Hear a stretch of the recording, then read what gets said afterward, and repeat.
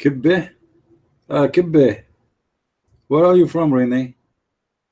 Are you from the Middle East? Kibbe. Where do they say kibbe? Kibbe. Let me see. Yeah, I know what is that. Is that it's a food? Yeah, it's a tasty food actually. Oh yeah. Actually, if a woman she knows her right now how to make kibbe, I'm going to marry her right away. Just for like until I eat the food. I mean, well, I'm going to go to the bedroom. No way. I marry her. I eat the food for free, and I fly. You know that I would do what Muhammad did. Muhammad, he find a rich woman. She is 25 years older than him, and this guy, he don't come on. This guy is homeless, so he said to himself, "I will marry this old woman, and I will tell her you are so beautiful." And the woman like, "What? I am beautiful? Yes, look at you. Wow. You know, I love your teeth." The women, what? I don't have teeth anyway, but so it doesn't matter. I love in the way they are. So he married her, you know, and he made her father drunk to convince him that he did marry her to him when he was drunk. I mean, that's a very good idea. So if your father don't agree to marry you to me, we can make him drunk too. I mean, that's a good opportunity, you know. You have to be creative. You have to be creative, the same as the prophet, peace upon him. Nobody is a creative like the prophet. Nobody.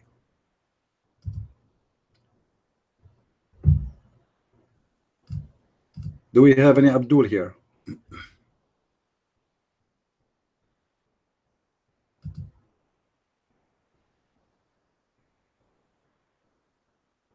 Any Abdul? No Abdul?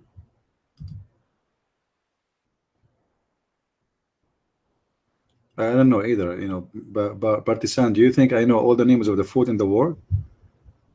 The only food I know is shish kebab, hummus, and al-kufayt, because the prophet he used it for the sake of his penis, which make it holy. Shish kebab. Anything else, I have no idea.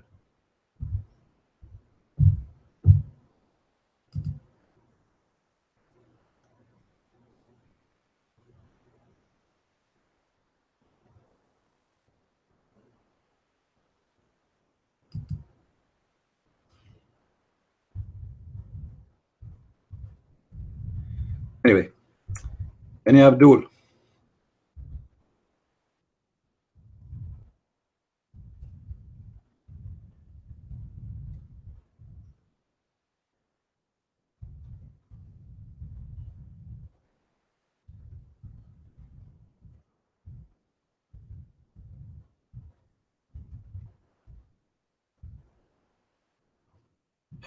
Not even one Abdul? What's happening here? Any update about your yeah, I have it's still in schedule, nothing changed. We will have this one. The first one is going to be between 700 to 1,000 people, as I've been told. Now I don't know how many the place can take. I never did a seminar there before, but obviously it's a big place, so it might even take more people inside. I don't know. However, maybe this time if they allowed me, because this church they allowed they do live broadcast, you know, so maybe we can do live broadcast, but you will not see me in the stage, you will hear me. I don't like anyone to see me for a very simple reason. I wish I am good looking. Unbelievable. If I am good looking, I will open my camera 24 hours. I will never even close it. But what I can do, I mean, life is about luck. I'm not lucky. You know, my dad was a terrorist, and my mother, she was you know, from she was a teacher in the terrorist school, and this is how they met. I mean, what do you expect? Do we have any Abdul here? No, actually the one in Toronto, it is supposed to be, there is one in Toronto, but they switch the event and they make it in different place, so that it's still the same church but in different location, bigger location, let us say bigger event, you know. Yeah.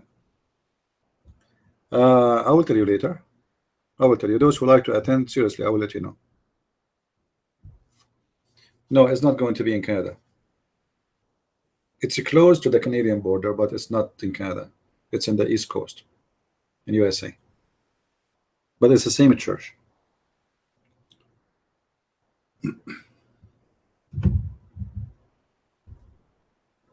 Yeah, but you know, don't believe everything they say to you in the TV station too.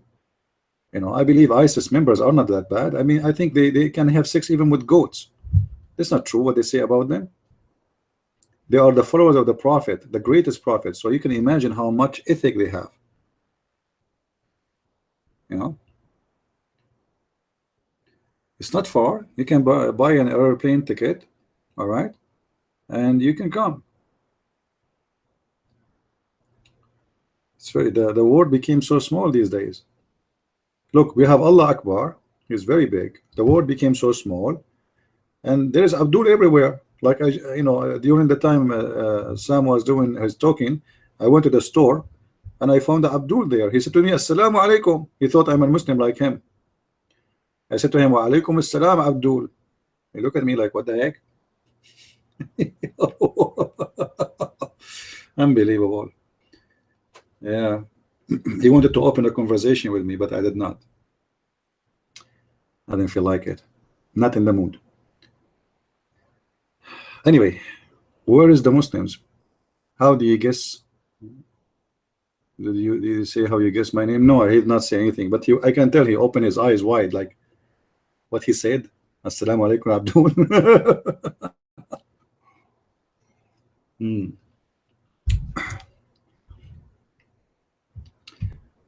So, are you telling me that the chat room is open for all those hours, and until now we did not get one Abdul? That cannot be real. What is the real reason for this? We have a drought? Where is the Mujahideen?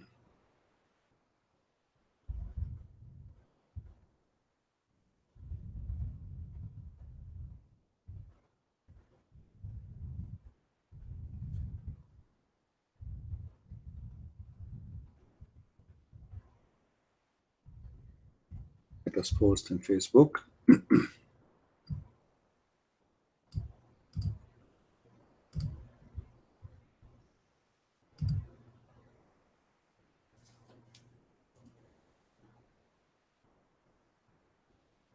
A Muslim, he said, go to hell. Okay, did you ask him what if he like to send a letter to his prophet?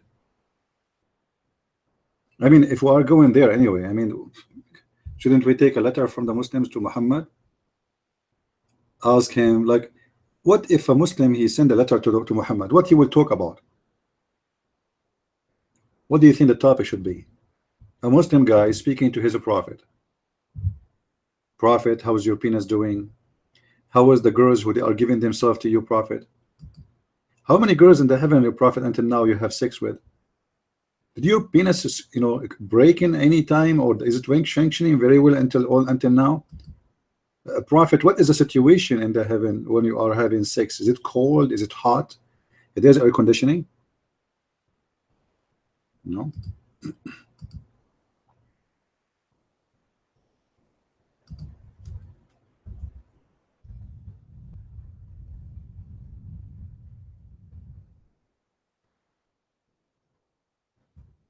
Any Abdul? I'm posting around, guys. Those who they are watching in YouTube, if you don't mind, copy the link of the video and post in Facebook so more people will come here. So maybe we can get some Abduls who have the courage and the knowledge to debate us. Maybe. You never know. You know what I mean? So if you have a group, hey Cole, how are you? I heard you've been bounced. I mean, it must be fun. Sorry for that, man. Take it easy.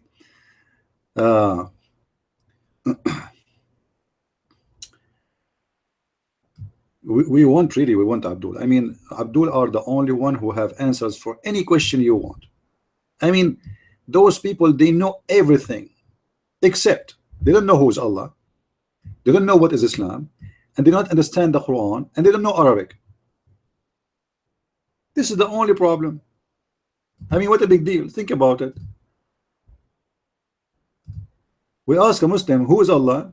He says Allah knows best. I mean, like what? Who, what?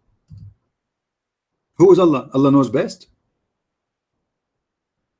Why the Prophet he kissed the black stone? Because it's holy. Why it's holy? Because the Prophet kissed it. What? Are you sure? Super intelligence. I mean, this nation is beyond. This is why nobody can understand Islam, because it's beyond your comprehend. You cannot understand Islam. You have to be super intelligent.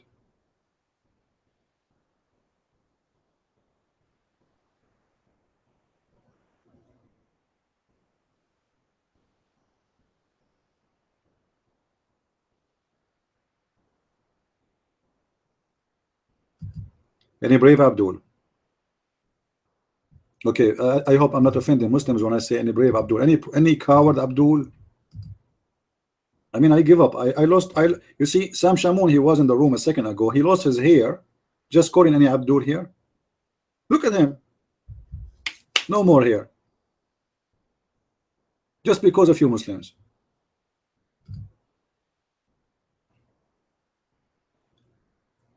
You must think outside the brain. I don't think Muslims they think inside the brain anyway. I think the Muslims they think through their testicles, if they have any. Because everything you have to convince somebody to believe in God in Islam, you have to convince him first in the heaven. After that, God is not important. Like you said to him, wine, river of wine, river of milk, river of honey. I mean, river of honey, that's a hell of a honey. Because honey, to be a river, have to be very hot. How you can make a river, a honey flow, unless it's very hot? Any Muslim can explain?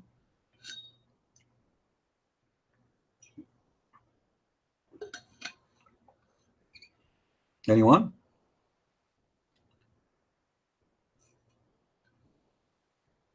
Who is a brave Muslim here? Very disappointing. I'm going to buy a recording machine and put it next to me. It keeps saying in the background, any Muslim? Any Muslim? What is Allah? We want to know what is Allah. Can't you Muslims, one of you, tell us what is Allah? Not even one?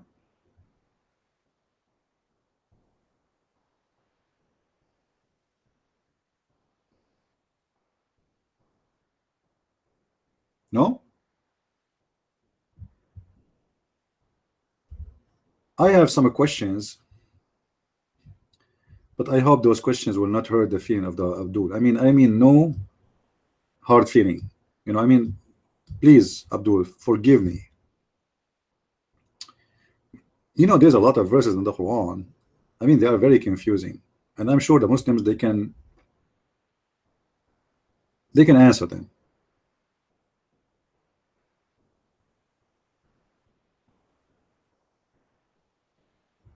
The Prophet, he said in chapter 33 verse number 59, "O who prophet, tell your wives and your daughters and the wives of the believers to put down their dresses to make it long." Question. At the time of the Prophet, the Muslim women, they used to wear bikini.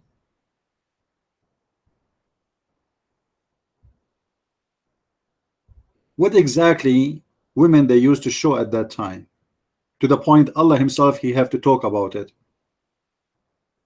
Is that true that the wives of the Prophet, their nipples was coming out of their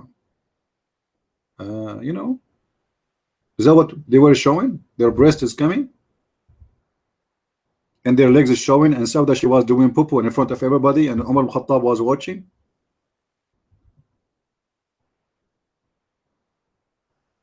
And Muhammad, just because he's jealous, he made a verse specifically about his wives. Muhammad, he wanna force his wives to change their lifestyle and the way they dress. How we can do it? We make a verse from the Quran and we say Allah, he said, and that's it. Is that true? In chapter 33, the same chapter, verse number 72, it says that Allah, he offer the trust of Allah to the skies and the earth and the mountains. but they refuse. Any Muslim want to explain to us how this happened? Allah, He offered the trust, which means Allah, He told the sky and the earth and the mountains, trust me, trust me, trust me. They say no, no, no, no, we are not stupid. And the verse says they did not, but the human being he did, but because he was a foolish. So how the Quran says that the one who trusts Allah is a stupid fool? Any Abdul? Based on the Quran, the one who trusts Allah is a stupid fool. Any comment, Abdul?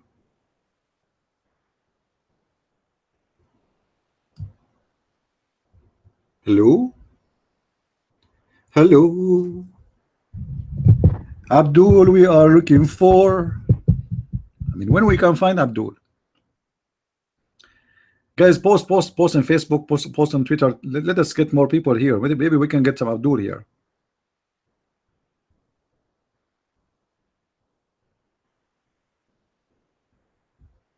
Anyone?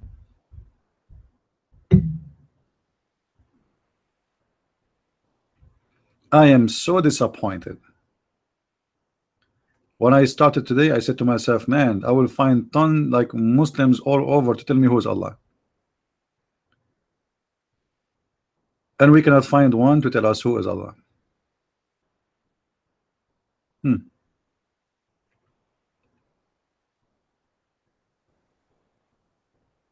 I see.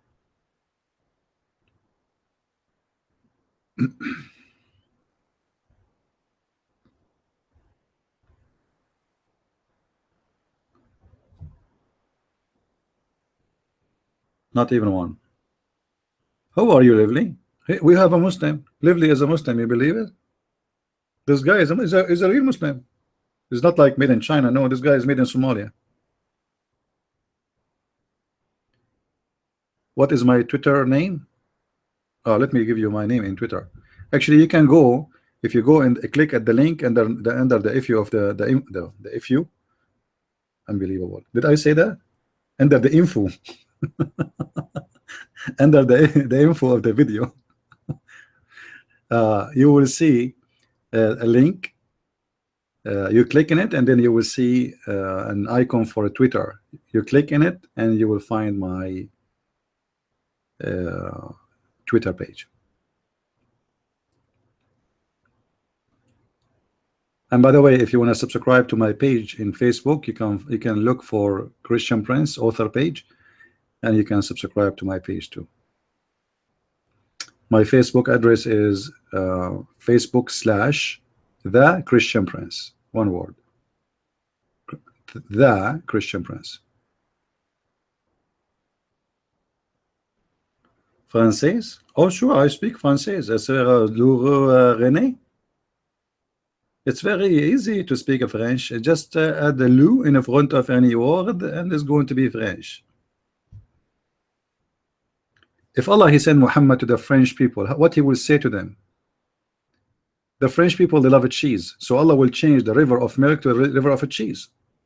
As an example, I mean, if Allah speak to the German, what He will promise them? He will not say wine. He will say a river of beer. You know. If Allah speak to the Chinese, He wanna seduce them to come to heaven. What He will promise them? Gambling, casino, open casino, 24 hours, 7 days a week, unlimited chips.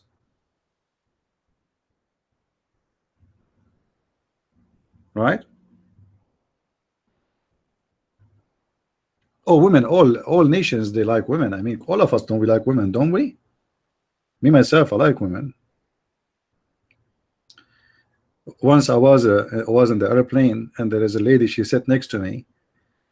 Honest to God, she was like big like a truck, and half of her shoulder is covering my shoulder.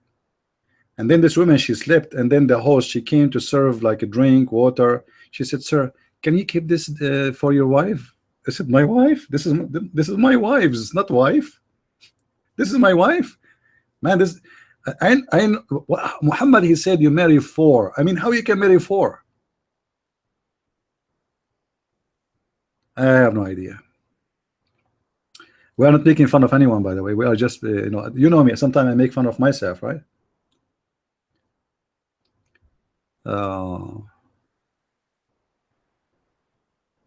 Anyway, so Lively, any news? Lively, you still a Muslim? Do you still a Muslim, or you left Islam, became a Buddha? Alhamdulillah. What does that mean? What Alhamdulillah mean? You might go ahead. Mr. Lively, he is going to tell us what Alhamdulillah mean. I mean, I find it kind of mystery, this Alhamdulillah thing. Your mic, Lively, go ahead.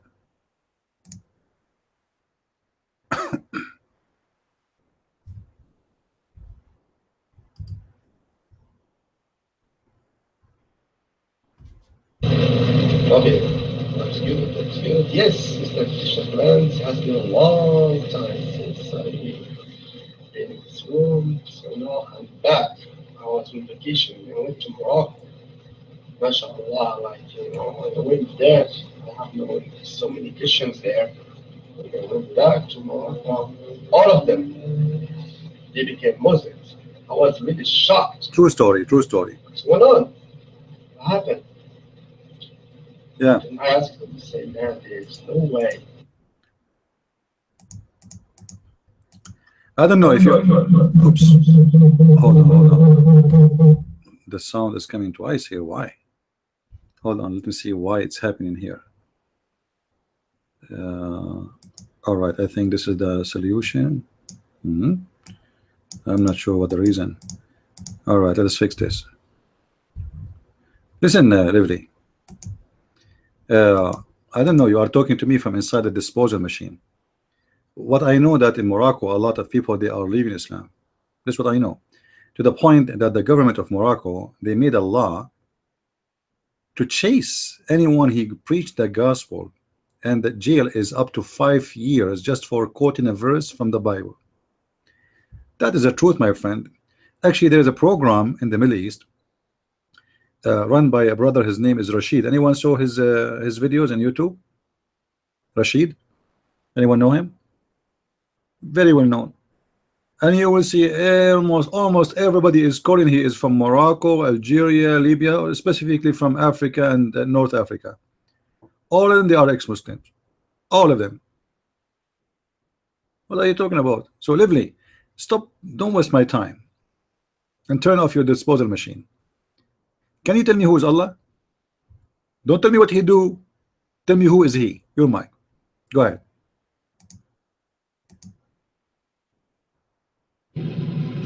No, man, no. You see, I'm talking about Morocco from 1995. I'm talking about Morocco from 2017.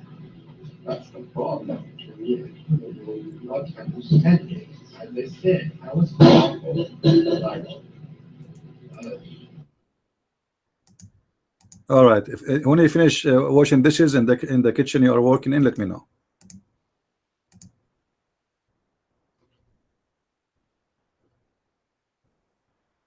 Do we have any Muslim here who can tell us who is Allah? I am not interested really to talk about any country. I want to talk about Islam. Anyone can tell us who is Allah? You want to convert to Christians? Here we go. We are here. As I know, a lot of Muslims, they watch my videos and they feel sorry for being a Muslim for a second. That is a fact. Who is a brave Muslim? He have the courage to answer.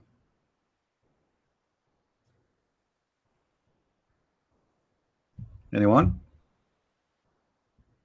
This is an AC. The AC fell down. Come on, you work in the kitchen, don't you? It's okay. Your prophet, he worked in the kitchen in the beginning, and then he became a prophet. He worked in the kitchen of Khadija until he, he got into her pants, and after he got into her pants, he owned a restaurant. I mean, you can do that. First step is the kitchen. Second step is the pant of the owner of the restaurant, and then you became the owner. Oh, you do not know? Really? You do not know the story of your prophet and Khadija making the father of Khadija getting drunk so she can marry him? Are you serious? Take the mic, tell me you don't know.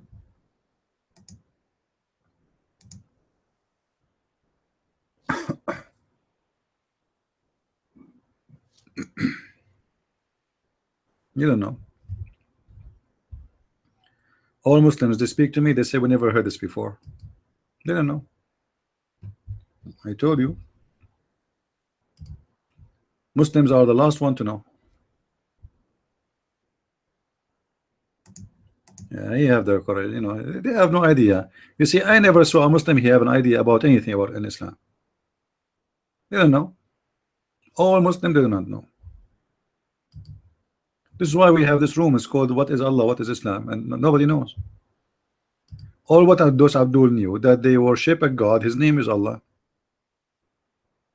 and that's it.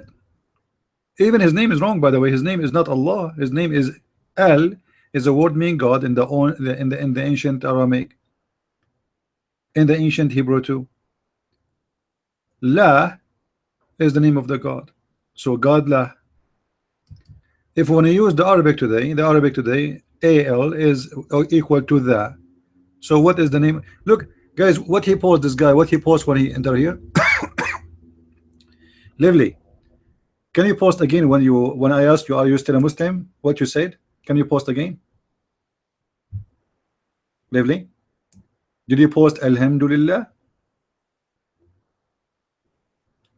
He posted Alhamdulillah. Do you know what does that mean? From there we can expose Islam and show you how stupid this religion is. Let me show you what he posted. I will copy and paste again. Here we go. Alhamdulillah. Like what happened to the text is flying. Alhamdulillah. Where he said that. I'm going back in the text to find it. Lively. Here we go. Look what he said.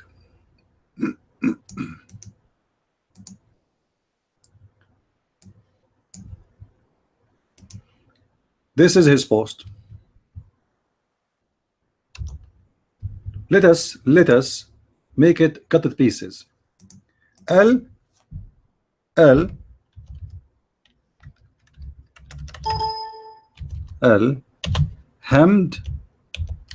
Lillah. Li in Arabic, li mean to. La. He just told us the name of his God without knowing.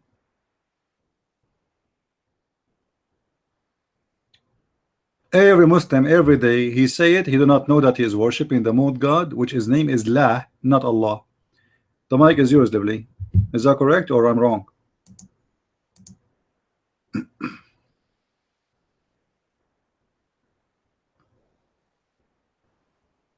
Aberration. Yes, you're wrong again. You're always wrong. It's your friends. It's Allah. But when you say Alhamdulillah, it's an abbreviation. It's a shortcut. You don't have to. It's like when you say, how are you? How are you? How are you? Like this.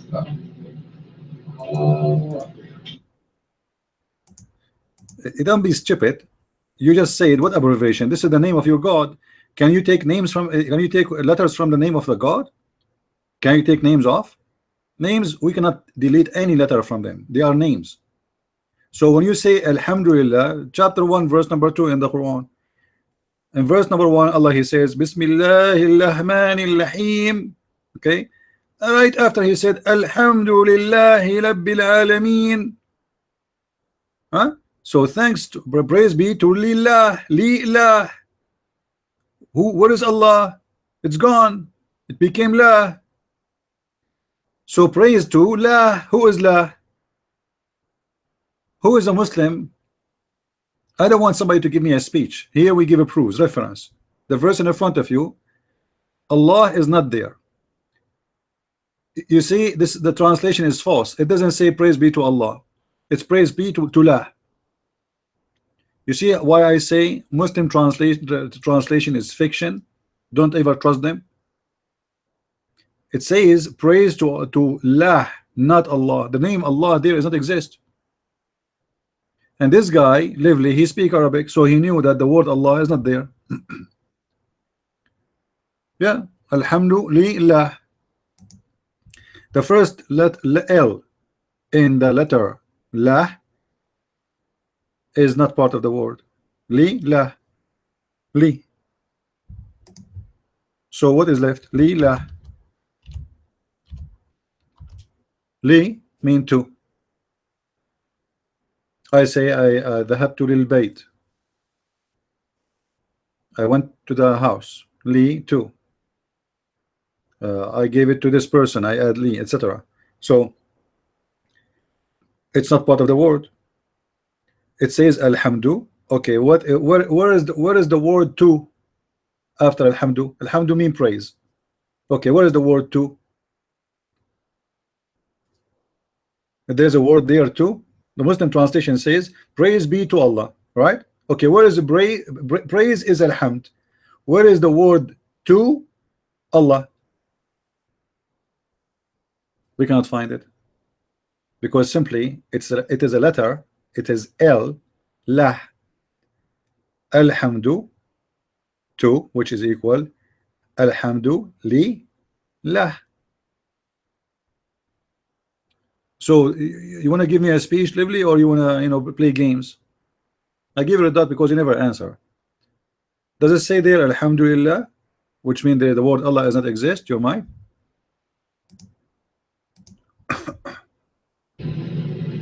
Yes, Christian friends, all that you have said so far is absolutely, extremely, utterly, completely true. I always believe Christian friends, but I've been thinking about conversion to Christianity, but I have some questions for you.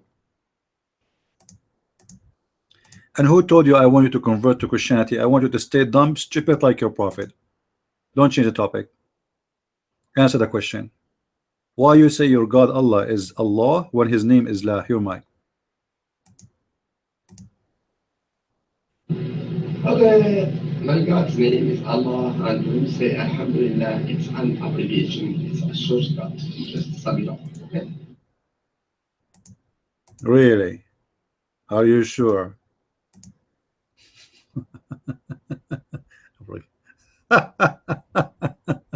When I tell you that none of Muslims knows even who is Allah, they didn't know his name. They didn't know who's Allah. Their prophet never spoke to him, never met him, never even heard his fault. All what they know, there's a God, his name is Allah. Where he live, what he is, nobody have an idea. And Allah told them that he don't have a girlfriend. However, if Allah wanted to have a girlfriend, he will have a girlfriend from the black-eyed huri, the black-eyed virgins. I mean, have you heard of God? He want to have a virgin girlfriend? How this happened? Lively, can't you find me a man to talk to me? What about your dad, man? He's in the kitchen of Khadija too? You're mine.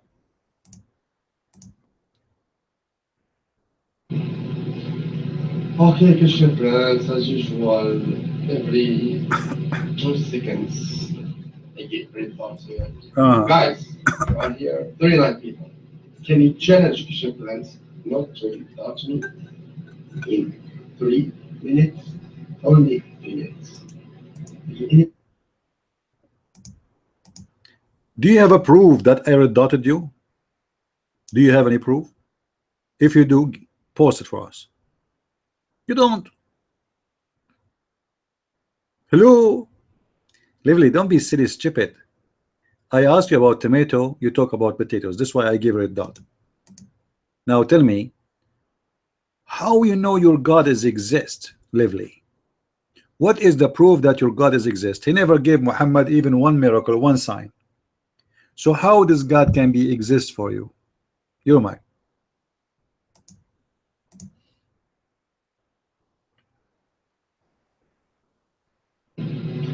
Okay, Christian friends.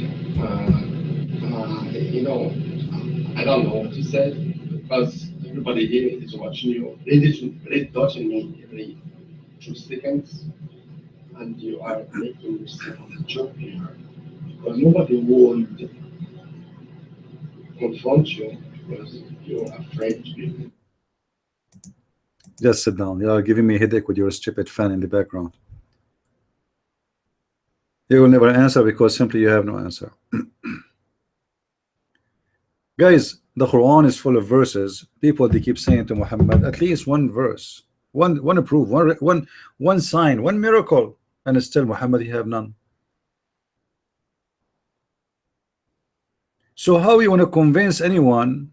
This is how the Muslim, they convince someone to convert to Islam. They go to stupid, naive, dumb ones, and they say to them, there is only one God. Look at the Christians, they worship 3 gods. We have only one. We have one bathroom at home too. And the Christian don't believe in 3 gods. And this is the reason to believe in your God, because you have one God. The Satan is God for many. He's one God too. So who is your God? The one God you are talking about. The funny God who say in the name of Allah, but yet he is Allah.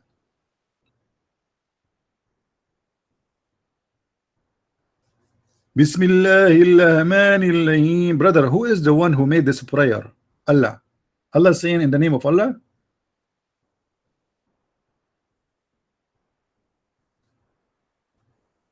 Do you think Allah was talking to himself in the mirror?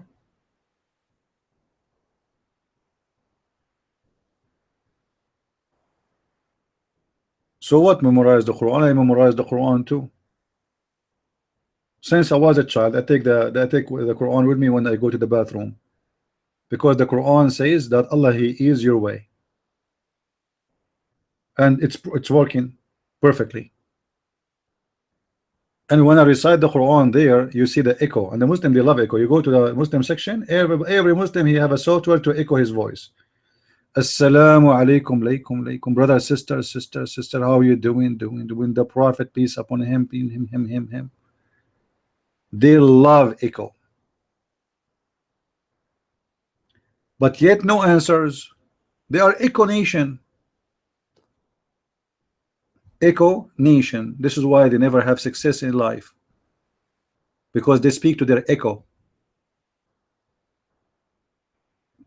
The only time a Muslim, he heard his God response in him or responding to him is when the mosque is empty, because his voice is coming back.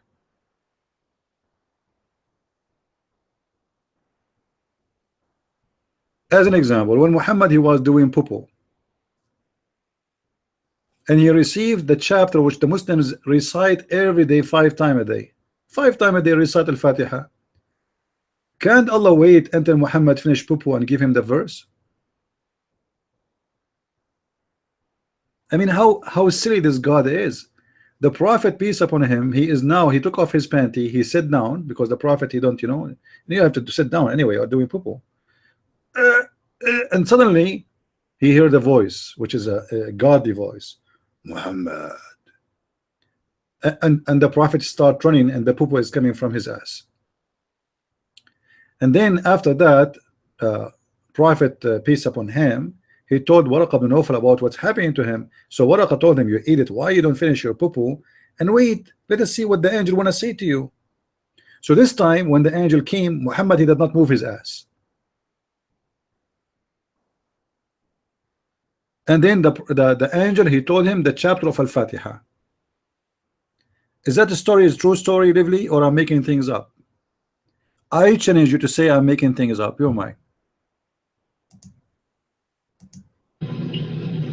Okay, Mr. France, you're not making things up, but I have one single question. If you can let me carry on the conversation, please. Okay? I'm being tired of it. Yeah, I will let you ask me the question, but you agree that your Prophet received Al-Fatiha when he was doing poo. Guys, did he say he agree? Did he say I agree? Okay, great. So we have an agreement at least. Why Allah gave him the verses when he was doing poo? Can't Allah even wait until he do piss, not poo? I mean, there's one of two options. There is when he is pissing or when he is doing poo-poo. Why Allah he chose doing poo-poo to give him the verse over doing piss? Your mind. Okay, yeah, you're right. I would say yes. You know why I'm saying yes? Just to me carry on the mind. That's it. That's the only reason I'm saying yes, whatever you say. Okay, here's the question for you, Mr. Fisher. France, if you want to carry on the question, please, why not talk to me? I've been asking for this for almost how long now? 2 years? 4 years? Since you have opened this room. But you always Sit down, dump. Even when I give you the mic, it takes you 2 hours to ask the question. By the time you ask the question, we will have a hole in our head because of your noise. Sit down. Do we have any Abdul here?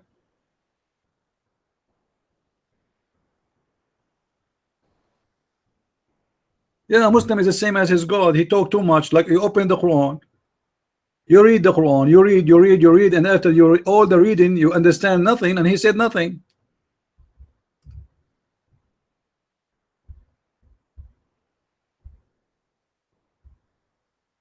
Can you brave Abdul?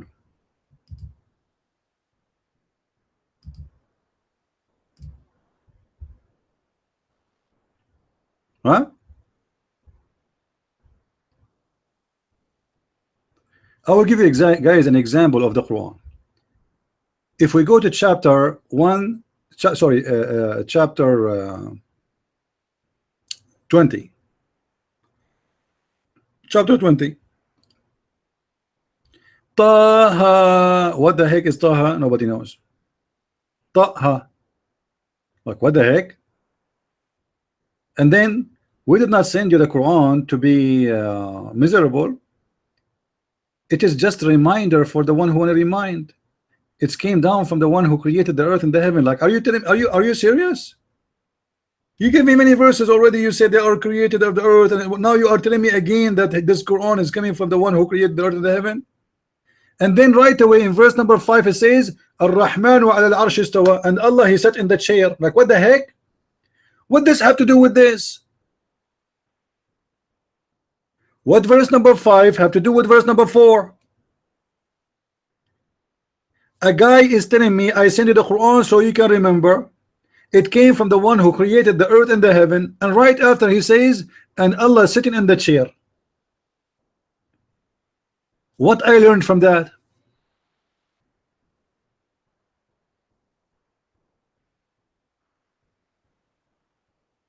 What is the connection?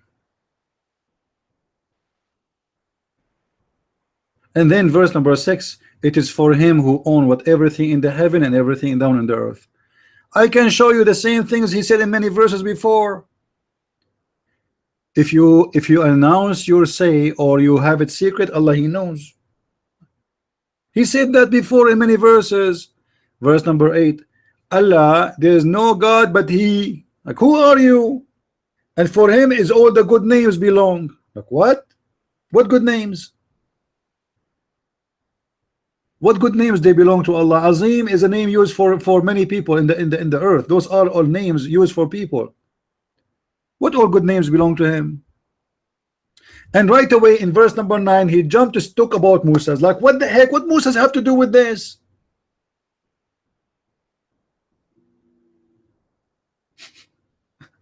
Guys, are you following? What the verses before have to, right, like from where to where? What Musa's? Who's Musa's? Right away he starts talking about Musa's. Let me tell you the story of Musa's. What the heck? He saw a fire.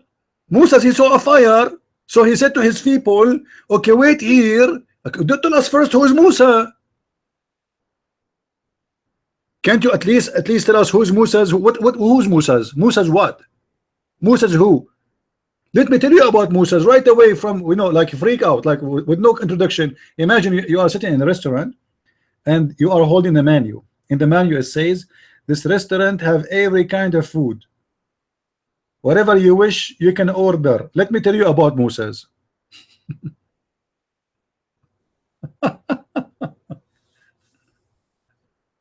What's wrong with this guy? So Let me tell you about Moses. Did you hear about Moses, the story of Moses? He saw a fire, so he told his people, wait here, I'm going to go and see the fire there, so I'm going to get some of the fire for you. So when he arrived there, yeah, he heard, he was called, oh Moses, I am your Lord, take off your shoes. Now we know where the story is coming from, right? He's stealing from the Bible, but because the thief, he failed to give a like introduction for the story. If you go in the Bible, you will see there is a story there. The story of Moses since he was from the beginning to the end. Here suddenly, with no introduction, with anything, Moses with his family, he saw a fire.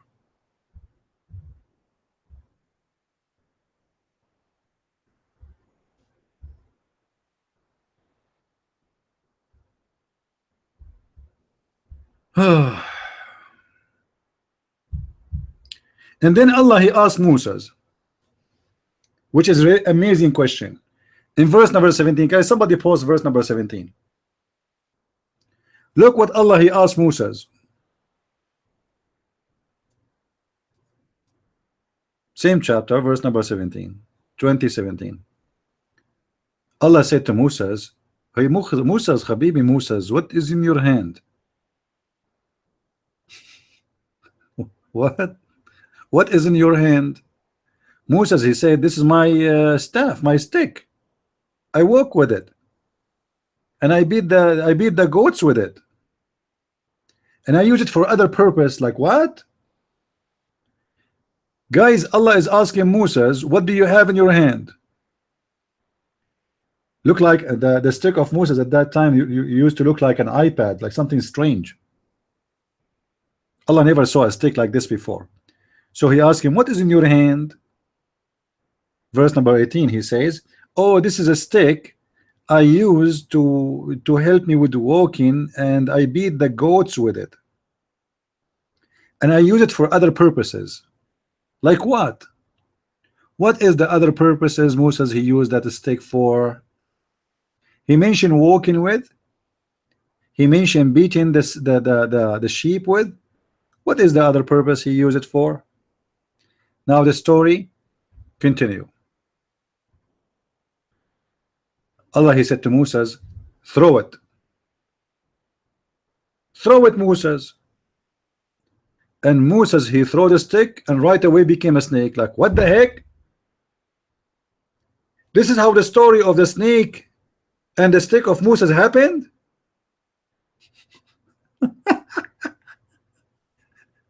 You see, guys, the thief Muhammad, how he destroyed the story in the Bible. Moses, his stick became a snake when there's nobody was there. And then Allah, he says to Moses, okay, Moses, don't be scared. Take it back.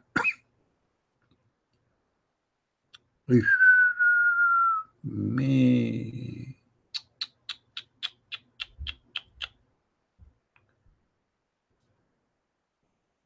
And verse number 22 is really amazing. Grab your hands together. Huh? And they will come out white of any disease. Why? Moses, he have a disease? Abdul, what the problem with Moses?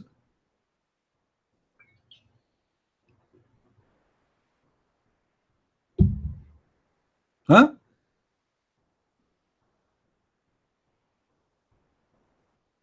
And why is going to come out white? What do you mean Allah will make the hands of Moses white? And then Allah, he told Moses, and now we are going to show you our great miracles. Go to the Pharaoh. He became unjust. Are you sure? Now guys, if you hear Muslims one day make a speech, have you ever heard them saying the following? Rabbi israh li sadri wa yassir li amri wa ahlal aqdatan min lisani yafqahu qawli وَاجْعَلْ لِي وَزِيرًا مِنْ أَهْلِي. Anyone remember? Do you remember the video of the guy who is called the punishment of the grave? Anyone remember him? In the beginning he starts saying the following: Rabbi israh sadri, my Allah, open my chest and make my life easy. Yassir li amri wahlil uqdatan min lisani, and take the knots off of my tongue. Why what knot in your tongue? In the old days, you know, those stupid people, they used to believe that somebody can throw a magic at your tongue so you will not be able to talk. So like if you want to talk, you say any one is here. So he's saying Allah unleash the knots from my tongue so I can speak faster and became wiser. I mean, this is Moses. And then he's asking Allah to make one of his family a minister for him. And then he said, Harunu akhi, and Aaron is my brother. Make him a minister for me. Interesting. Very interesting story.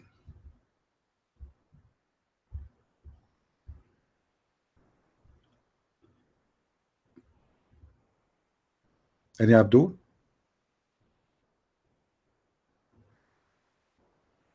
And then in verse number 39, suddenly we see a story here. It's an amazing story. In verse number 39 it says, and they throw him in the like what they call it, the coffin, and they throw him in the water so the enemy might take him. Okay, Abdul, who is the one? The verse here is speaking about who? Who is that person? They will be thrown in the water and the enemy will take him. A minute ago we were talking about Musa. He's a man, already a man. He have a stick he's walking with. He have a family, he have a wife waiting for him. He want to go and grab some fire to come back to them. And now we go back to what? Who is this person is going to be thrown in the river?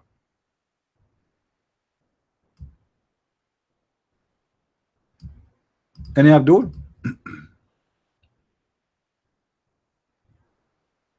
Hello?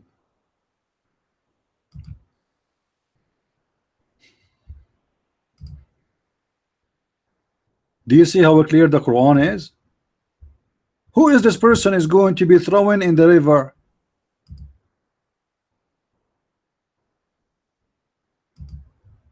Hello?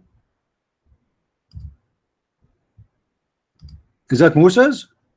But Moses already a man. Allah talking to him. He have a stick. He have a wife waiting for him.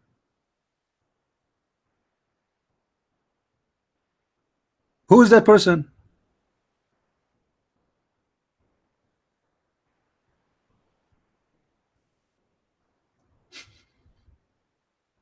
Hello?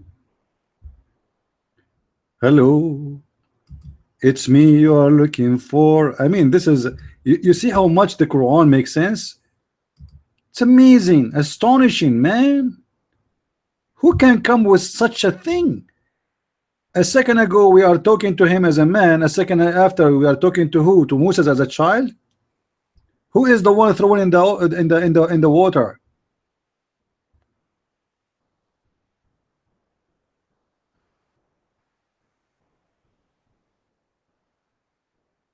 Huh?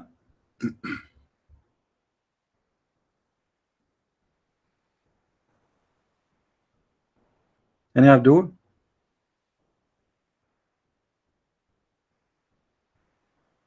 According to the Muslims, the mother of Moses, she threw Moses in the river, and her sister, the sister of Moses, she grabbed him. Okay, wonderful. But what does have to do with the verses before? The guy already is a man. He is married. I mean, what is the connection? Yeah, flashback movie. Yeah, thank you. Allah, he used to work with Hollywood.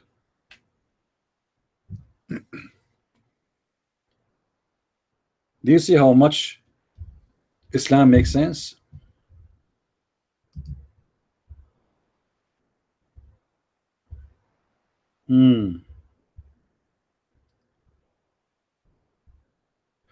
Any Abdul?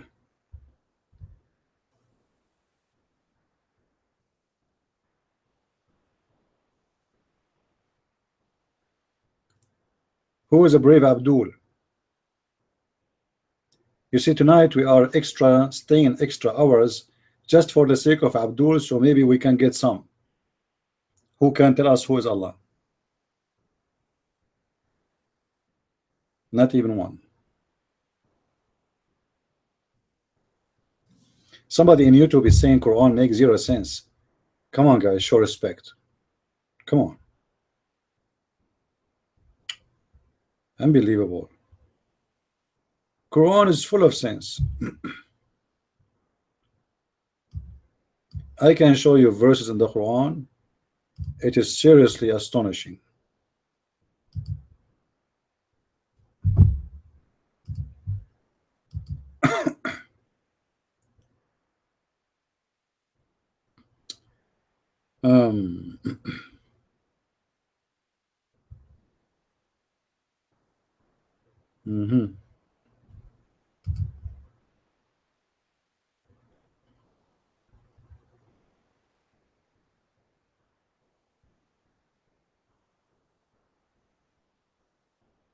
Any Abdul?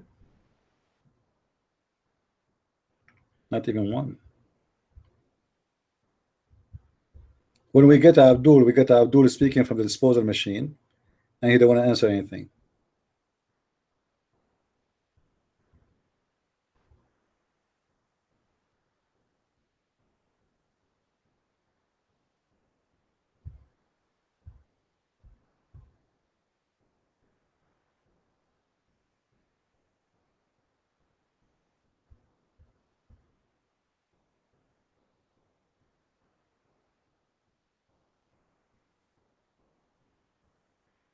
If we go to chapter 21, chapter 21. Any Muslim want to come and talk about this chapter?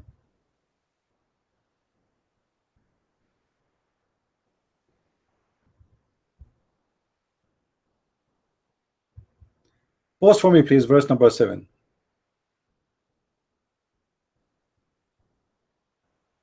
Post number 7. Okay.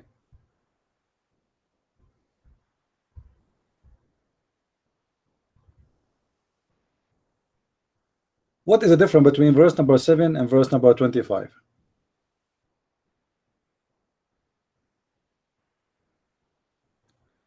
And what is different from this verse and the verses we read before in the chapter before it? Is it the same? Why does God he keep repeating himself? Because simply he have nothing to nothing to say. It's the same. It's exactly the same. Then what does verse have to do with the verse after it, 26? And they said Allah have a son, or Ar-Rahman have a son.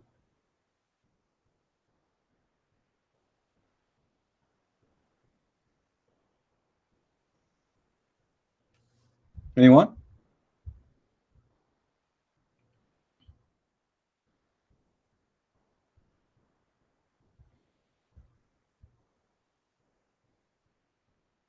And then right away in verse number 31 he jumped to talk about Allah he put mountains in the top of the earth. What this have to do with the one before it and the one before it and the verse before it and the verse before it? And then in verse number 32 Allah he made the sky a protected roof. What is a protected roof mean? That's mean if a genie tried to go out of the earth or a human being, Allah will shoot him with a star. What is the connection between verses before and verses after? And then verse number 35, everybody will die. But Jesus did not, according to Islam. Verse number 36 prove that Arab at the time of Muhammad, they used to make fun of Muhammad and his religion. Muhammad in the time of the Arab, in his time, he was the joke of everybody, and the Quran confirmed that.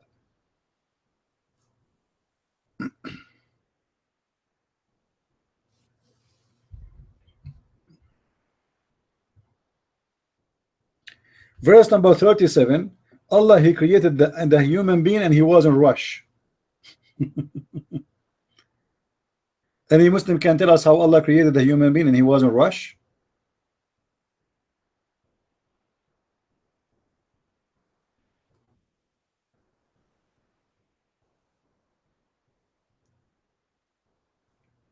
Actually, in Arabic it says Allah created the human from rush. What does that mean?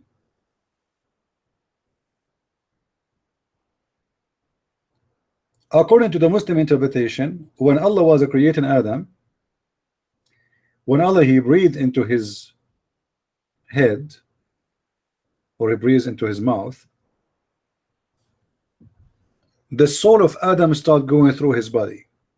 So it went down to his head and his eyes, and before it arrived to his limbs, Adam he started trying to move, but he could not move his legs. So Adam he says to Allah, finish me before the sun set, and this is what the verse is talking about. Allah finished Adam in rush because Adam he asked him to finish him before the sun set. Any Muslim agree with this amazing knowledge?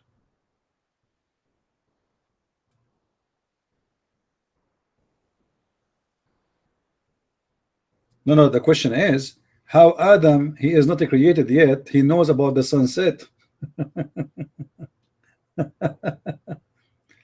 This guy is just came to existence. How he knew that there is a sunset? Regardless of the sun or not, how he knew that the sun is going to set? He just didn't say you are just born. His creation is not even finished. And how Allah finished him fast in rush? So Allah trying to say to you that his Adam was not perfect because Allah he made him and was in rush.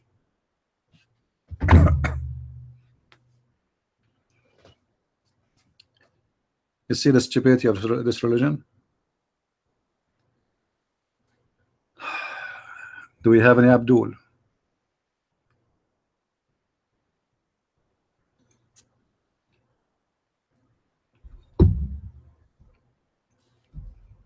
Who is here, a new Christian or in this room, he have a question about Islam? Feel free to ask me. Anyone?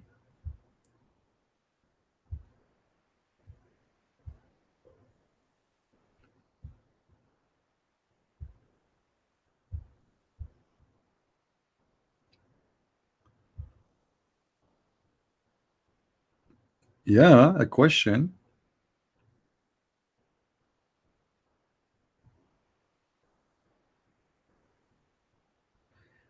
The story of Muhammad saying that his cousin did rape him, we don't know really much about what happened exactly, but this is what Muhammad said. So he might mean something else, you know. Maybe Muhammad he meant that his cousin was molesting him, not exactly having, you know, we don't know.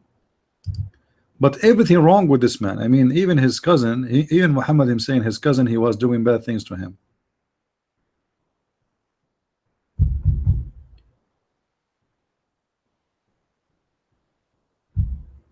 God bless you too, Pink Lady. Who is a brave Muslim? He wanna come to the mic.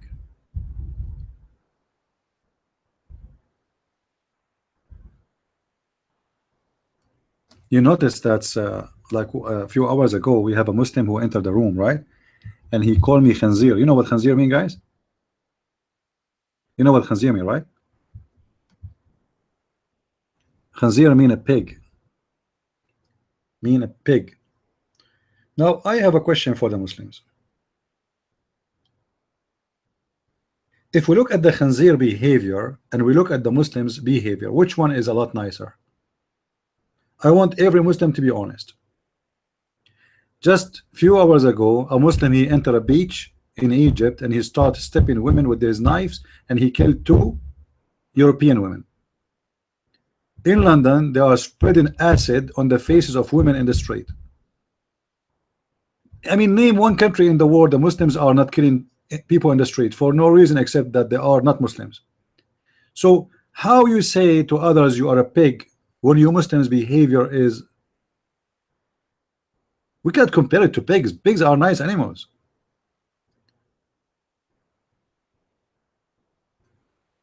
Have you ever heard of a pig trying to kill people for no reason?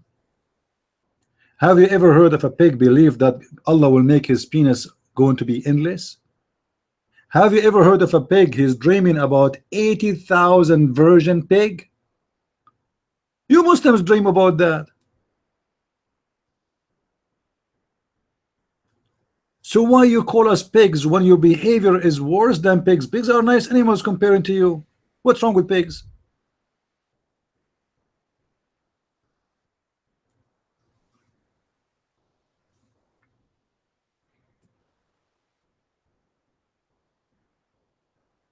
And you know, the Muslims, they get offended very easy, but they are the most hypocrite people ever. They don't want to eat pork, but they want to watch porn. You see, they are very religious people. They are very religious. Pork is haram, porn is okay. Actually, by the way, it's okay in Islam, by the way, in case you do not know, porn is okay. And look at the excuse. The excuse is, if you are watching, like a guy, he asked, is it okay if me and my wife we watch porn? The sheikh, he answered, he said, if this watching is for education, to teach her stuff and positions, it's halal, it's halal, it's okay. I mean, this is a religion of God. Watching porn is okay, especially they are not Muslims. So you are not watching a Muslim woman now, you know. Drinking, prostitution. Go guys, go to Morocco. Go to Morocco and see what is #1 business in Morocco. Just go.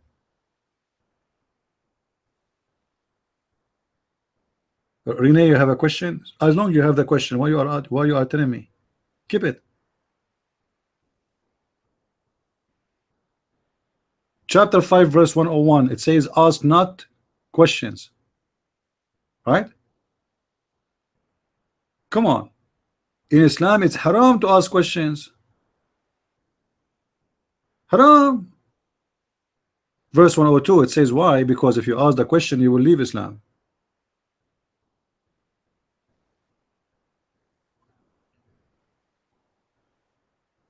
Any Abdul?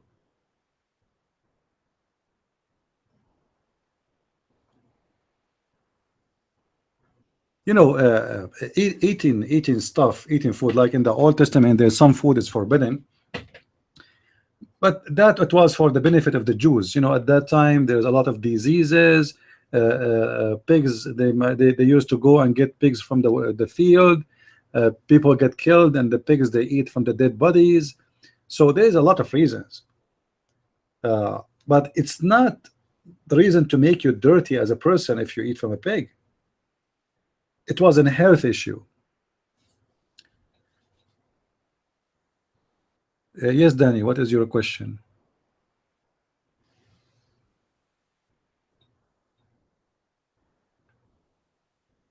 Give me your question. Danny from YouTube, give me the question. According to Muslims, Tawheed and oneness of God state Allah no partner. But when they do Shahada, they are not. Yeah, first of all, the word Tawheed, my friend, is not about oneness. Muslims are stupid and they have no idea what they are talking about. The word Tawheed means unification.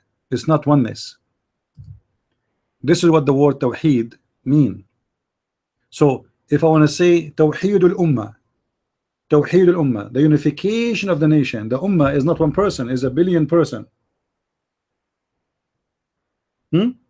What the Muslim he will use to speak about the unification of the nation? He will say Tawheed.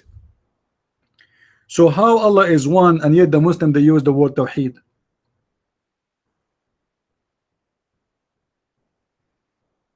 You know what I mean? So even the word they choose to describe their God or the oneness of God is a stupid word. And if you search the Hadith or the Quran, you will not find the word Tawheed. It's not there. Secondly, the Muslim they keep saying to me that Allah is one God. Let us say for the sake of argument, He is one God for them. And there is a church, it's called the Church of Satan, and they believe that Satan is God and He is one God for them. So the Jews believe in one God, the Christian believe in one God, there's tons of religion they believe in one God. So the Egyptian long before Islam exists they believe in one God.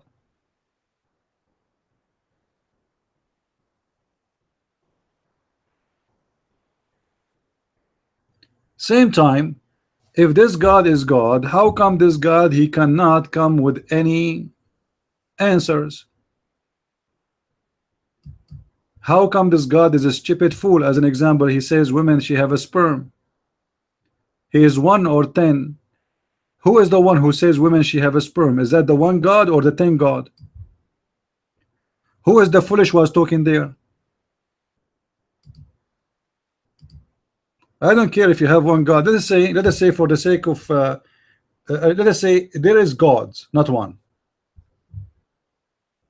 Let us say there's gods. So let us say it is true there is God, not only one God. So that will not change anything. God is God if He is 1 or 3 or 4 or 5.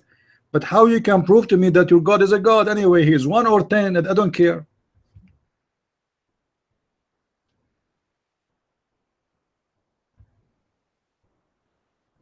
And you know, there's somebody saying why you have to speak in Arabic to learn from him. The fact Allah himself don't speak Arabic. The Quran is full of words have nothing to do with Arabic. You know, they say to you the Quran is a very strong Arabic language. The fact is very dumb language. Because imagine I'm speaking to you in Arabic and suddenly I say to you okay. Is okay an Arabic word? You know what I mean? And I say to you open the computer. افتح الكمبيوتر. Okay, شوفك. Like I'm speaking Arabic, but yet I'm putting English words in the middle. But this is not Arabic no more. The Quran is full of this.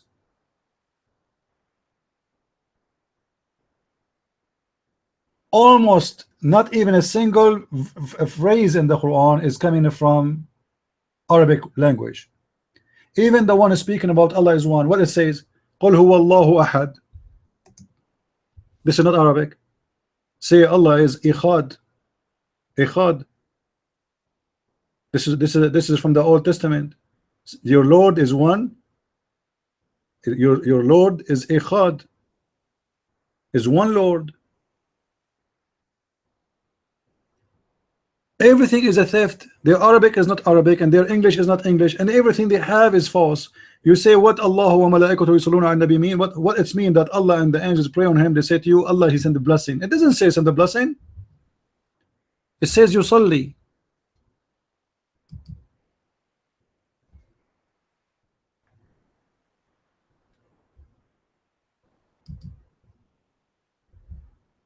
Any Abdul?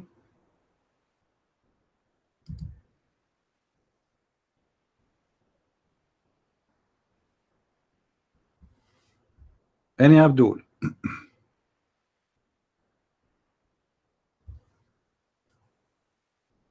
Oh, Cole, you have a question. I got the answer for you. Chapter 5, verse 101. Ask not questions. Sorry, I'm a Muslim. The only question you're allowed to ask is about how to shave under your arm. How, by the way, guys, do you know that Muhammad, as long as we are talking about shaving their arm, do you know that Muhammad used to do sugar? Do you know that? You know what doing sugar mean, right? You don't know what doing sugar mean? What they call what when a woman she take hair from her body, what they do? In the Middle East, women, they make sugar, and like they cook sugar, so it became like a glue, and then yeah, waxing. Yeah, this is what I'm talking about. Sugar is mean waxing. Is that true, Muslims? That your prophet, he used to do waxing to all his body?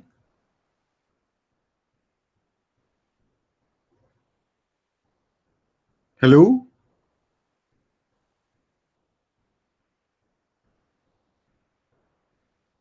So Muhammad, he do sugar for his, he do waxing for his chest, for legs, his ass?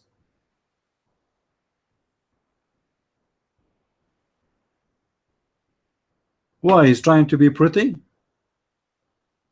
I mean, don't you see that this is really weird, especially in 1400 years ago?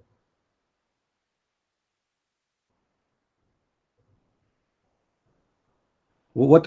Why, if a woman, and look how mad this man is. If a woman, she clean herself from here, Allah will curse her. Allah will curse you if you take care of your face. But Muhammad, he take care of from all his body. It's okay.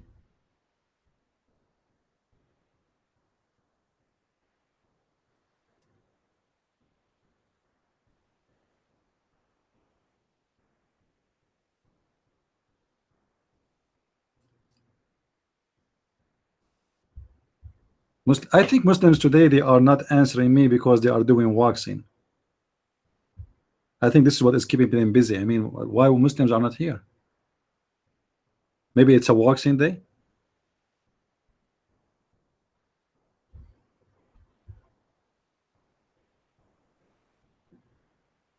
Look at this mad prophet.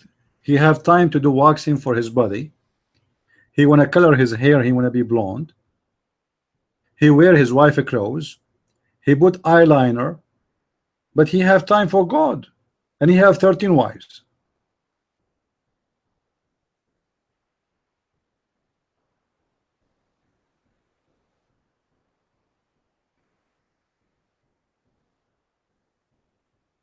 And Abdul.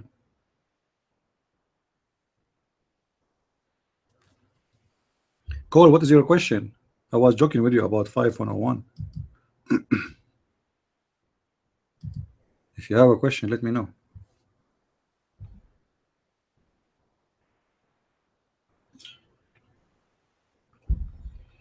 About the caliph. Okay, take the mic and tell us what is your question.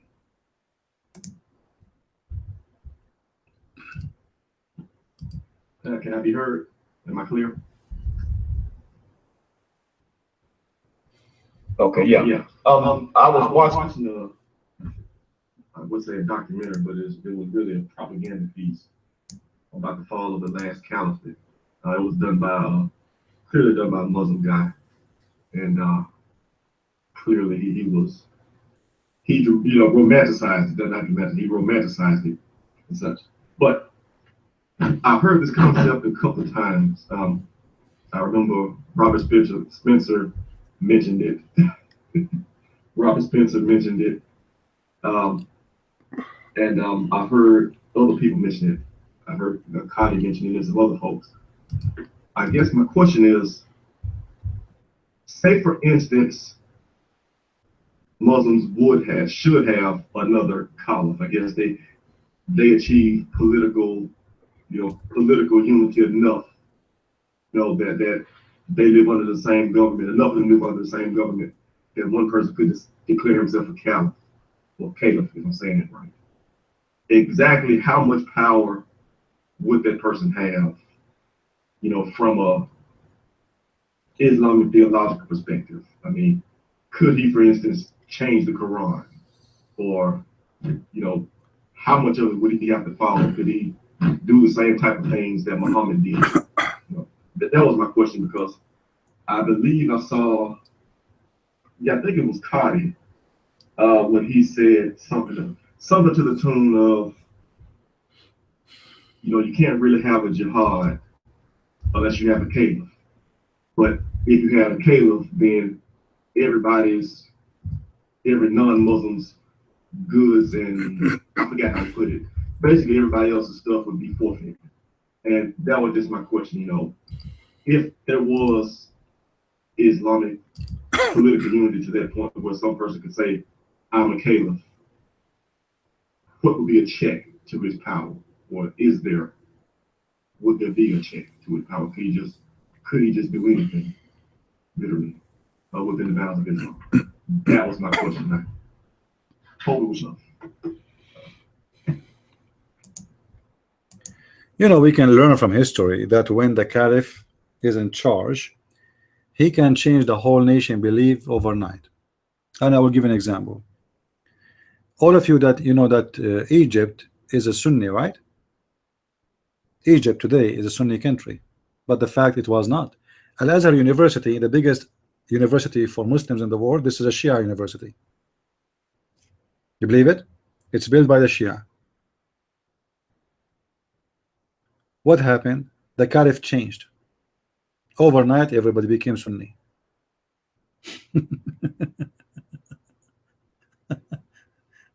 You know what I mean?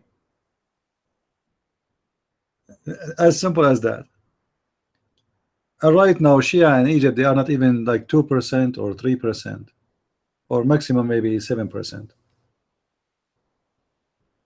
Who can resist you? You know, you are the caliph. You can chop heads of everybody.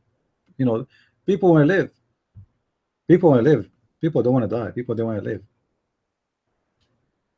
You know, especially if you are an aggressive one. In the time of Saddam Hussein, who dare to say anything for Saddam Hussein, even if he make fun of the Quran? Who dare?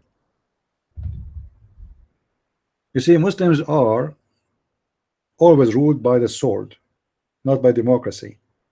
And all the kings who went over the Middle East, they knew exactly what kind of people they are. So if you are nice, they will kill you overnight. Like as an example, there wasn't a president for Iraq. I think he was a president for 6 months. He was very nice.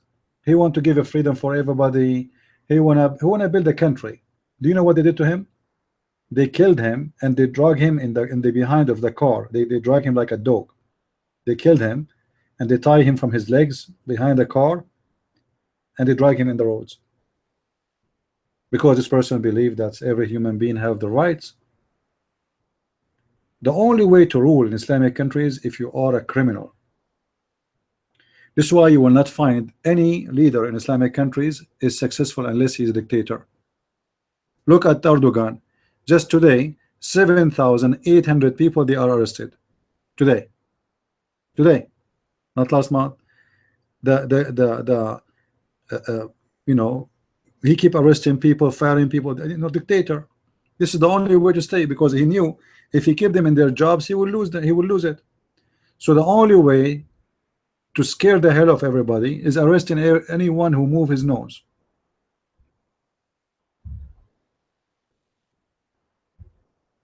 Very simple. So the Middle East can run only and only by a terrorist. This is why you see like those Western America, they want to go to Afghanistan and they want to start democracy. George Bush, he spent a lot of money in Iraq and he want to build democracy. I mean, who is the stupid here? Democracy in Iraq?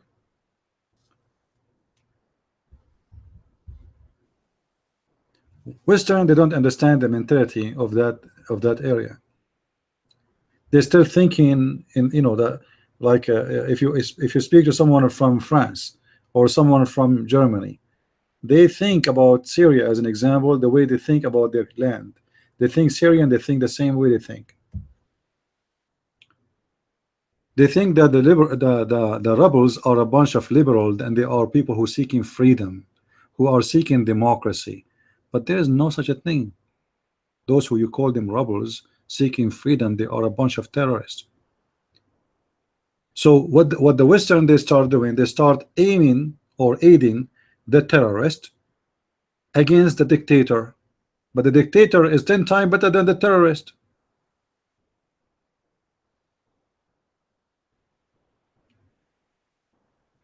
As an example, they want the Assad to go from being in government. The Assad is a dictator, and there's no question about that. And not only this, he supports terrorists too. Yeah, he's an evil person. Okay, so if you want to take him off and you replace him with something better, go ahead.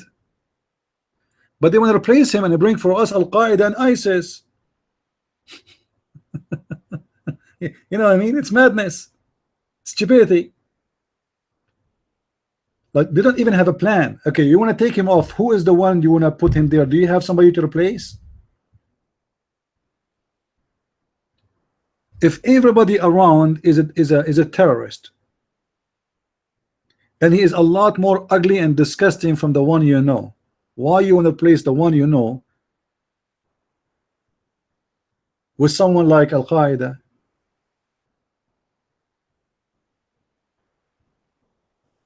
So sometimes I feel like the Western, generally speaking, not everyone, is disconnected from the map of this earth. You know, they have no idea what's happening. Same as what's happening with refugees.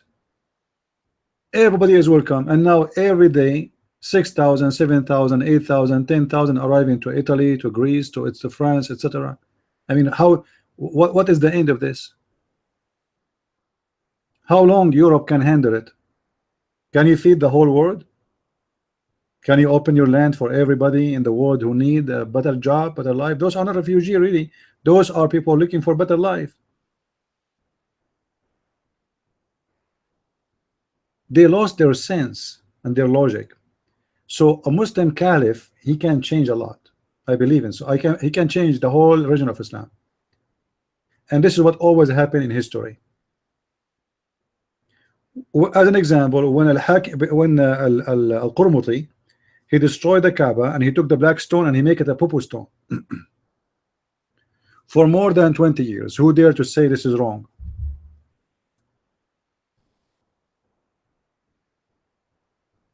Who dare? Where was the Muslims at that time? Nobody there. The guy was so powerful, his army is so big, and the Shia are controlling all the Middle East almost. And this is why you see the Saudi, they are terrified. The Muslim Sunni, they are terrified because they knew they can lose it so fast to the Shia. Iran, as a growing empire, is using the Shia sect to control the Arab Shia, and is flooding the Shia in the Middle East with money, building mosques, Islamic centers, doing da'wah, converting people to Shiaism. Right now there is hundreds of TV stations targeting the Muslim Sunni to convert to Shia. So Shia is hurting the Sunni big deal.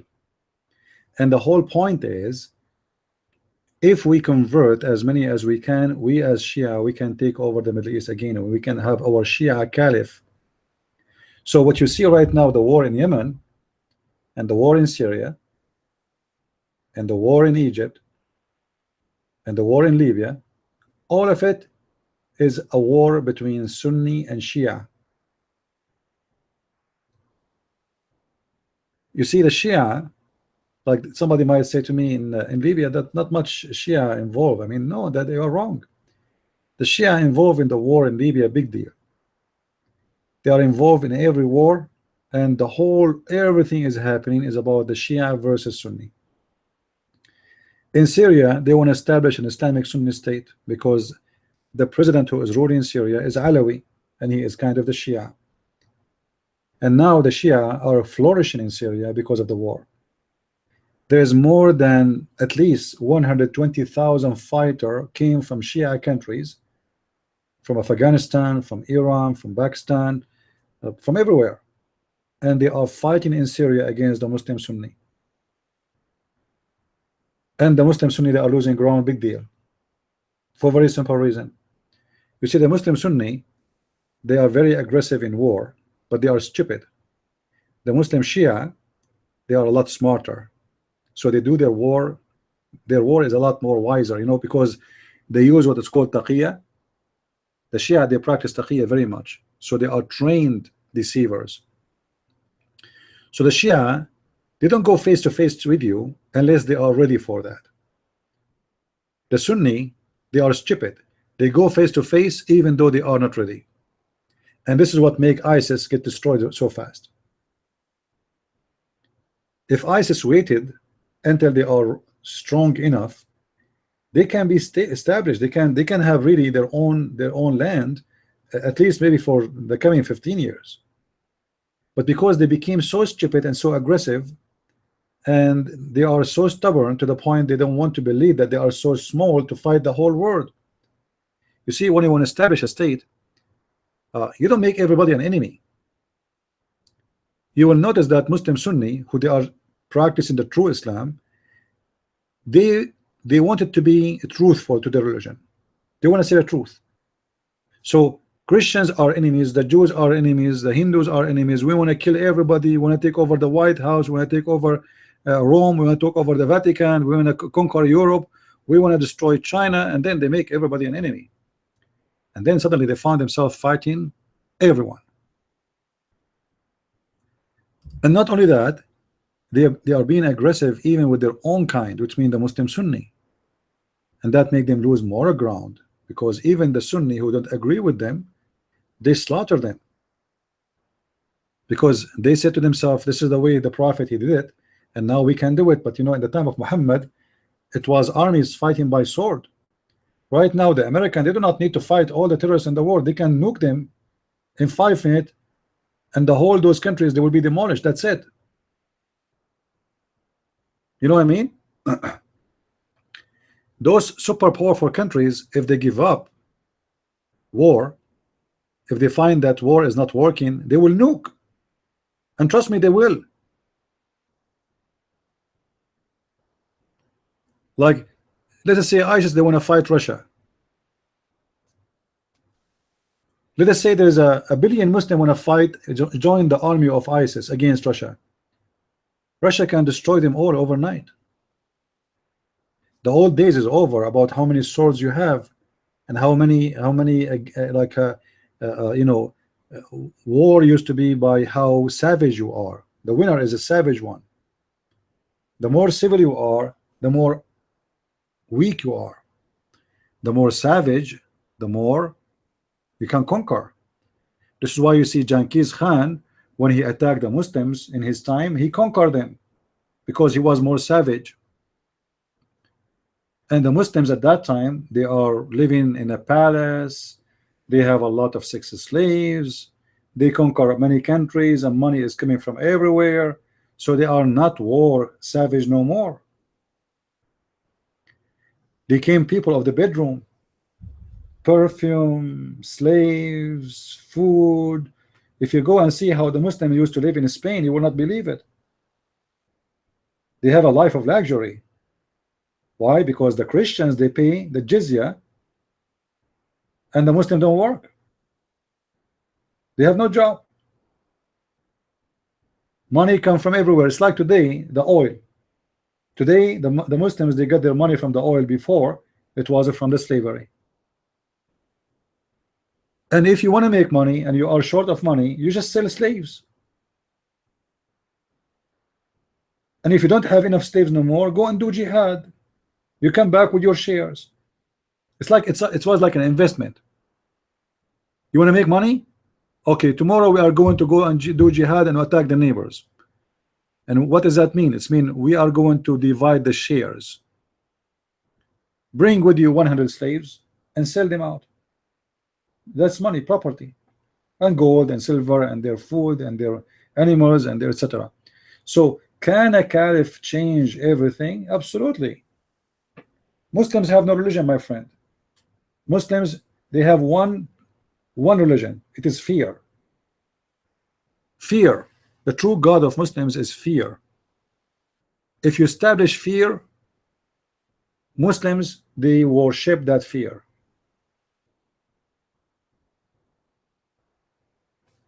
Saddam Hussein was ruling Iraq for almost 30 years.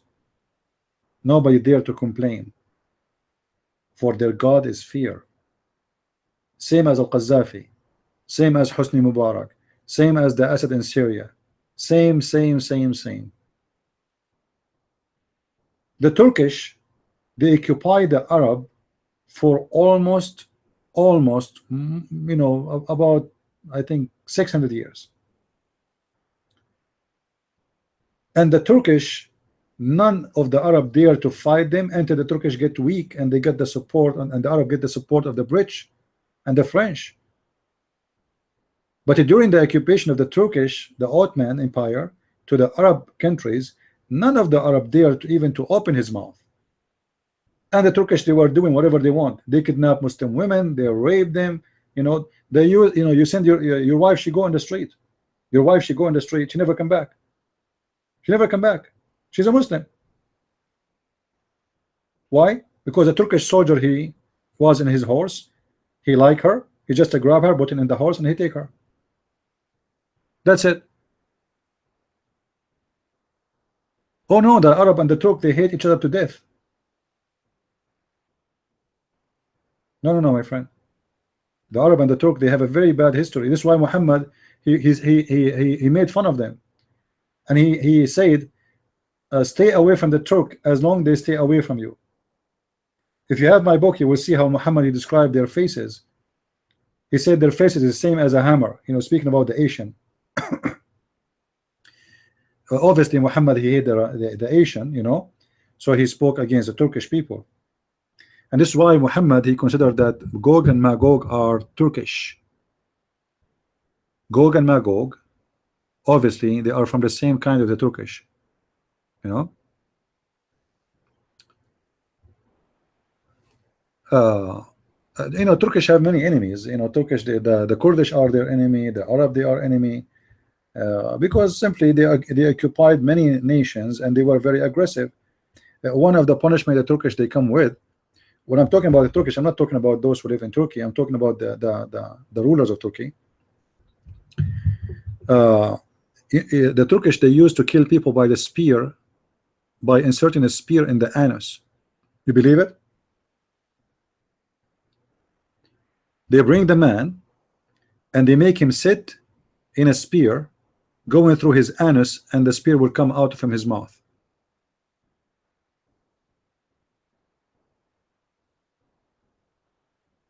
Those are the Muslim Turkish. And the reason for them to overcome their neighbors, because they were very aggressive and criminals. Always through history, the criminal, he rule, not the peaceful one, not the nice one. The nice one get killed.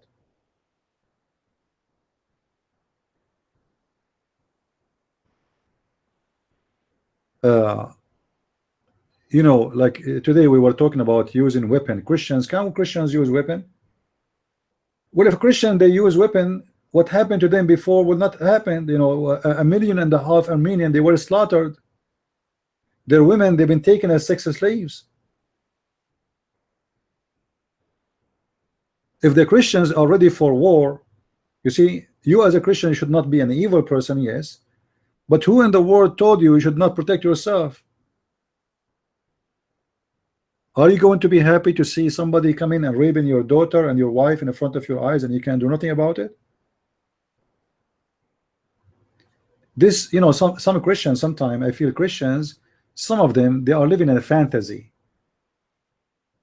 You know, we as Christians, we are peaceful. Jesus, he taught love. Okay, Jesus taught love, but he you know, read the Bible carefully. The Bible, the punishment for killer is a killing. Jesus said, the one who take by the sword, by the sword shall be taken, which means this is justice. Somebody killed by the sword should be killed. And this is the law of the Old Testament, and this is the law of the New Testament. A killer should be killed. Until now, many Christians, they refuse to bear arm and refuse to hold arm and refuse to practice to go to the army. But this is a stupidity. This is not Christianity. Are you saying to me that to have a police is a sin? Imagine if your city have no police. What will happen then? Every criminal will rape your wife.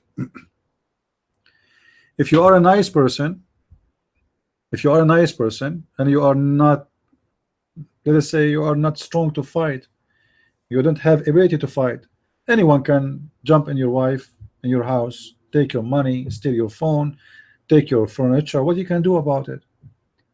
So we need people to carry guns. Yes, we need them. We need army. We need police. If you think having arms and having weapon is stupid, I think you are the one who is stupid. And obviously you don't understand Christianity. A Christian who don't defend his country is no Christian. A Christian who don't defend his family is a pimp. You know what pimp mean? He's a pimp. Literally, he's a pimp. Imagine somebody come to your house and he want to rape your daughter, and you say, I'm a Christian. So what does that mean? Jesus, he gave you a license to be a pimp, to witness your wife being raped, and you are watching?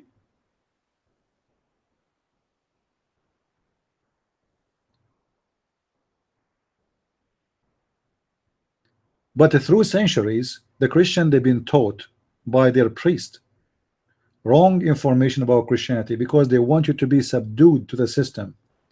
They want you to be, you know, Jesus, he said he is a shepherd and we are the sheep, but doesn't mean we are sheep literally.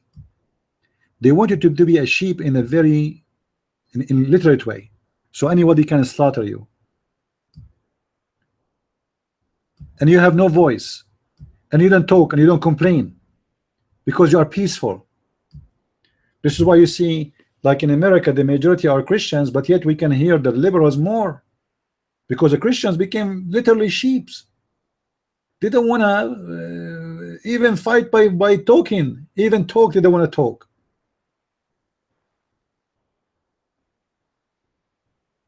That is not us, and that is not a Christianity. If you cannot defend your faith, then leave it. If you think it's not worth it to defend it, if you are a coward, leave it. Leave it. Become an atheist. Became a Muslim. Became whatever you want.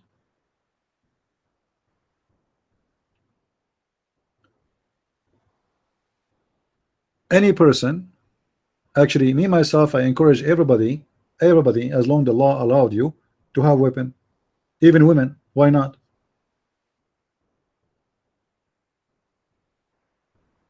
Criminals, they can kill, and they have their hands in weapon always. If you don't have weapon, you are exposed to them.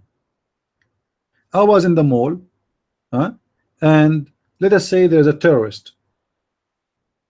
Let us say you went in Walmart. A Walmart, you do not need to go and buy gun. He can go to the shelf in Walmart, and they have a chef knives, right? He can grab one and start chopping people up. So if the terrorist, he have a weapon in his hand and you have nothing, who want to defend you?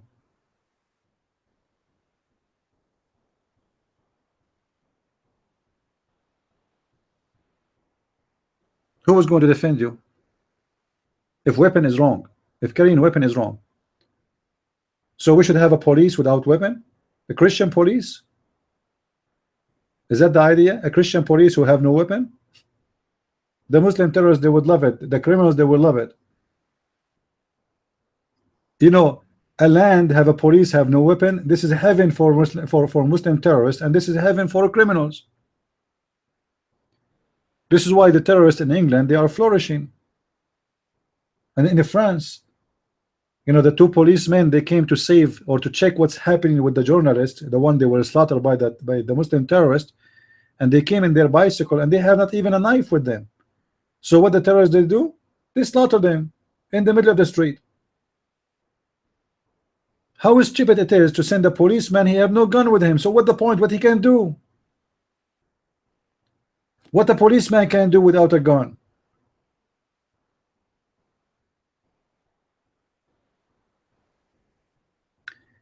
And then when you tell the Christians that Jesus said go and buy a sword if you don't have one, they say to you, no, Jesus did not order us to buy a sword to kill. Hold on. I'm not saying Jesus, he said bring a sword to kill, but when the second you use a sword, you kill. You use the sword to defend yourself, but by using the sword, what you are doing? Is it possible when you use the sword you will kill somebody? Absolutely. 90% it's killing. Especially this is a very sharp machine. So when you hit somebody in the sword, what will happen? In the best scenario, you cut his arm or you cut his neck. So why he want you to buy a sword? To make a salad with it? So they start giving you a lot of fabrication about the meaning. He don't mean really a sword. Like, what are you talking about? Even Peter, he was holding a sword with him. All this time, Jesus, he did not see that Peter, he have a sword with him. How come he never said to him, why you have a sword with you? But when Peter, he used it in the wrong place, the Messiah told him, put it back. But you will notice that Peter always he have a sword with him.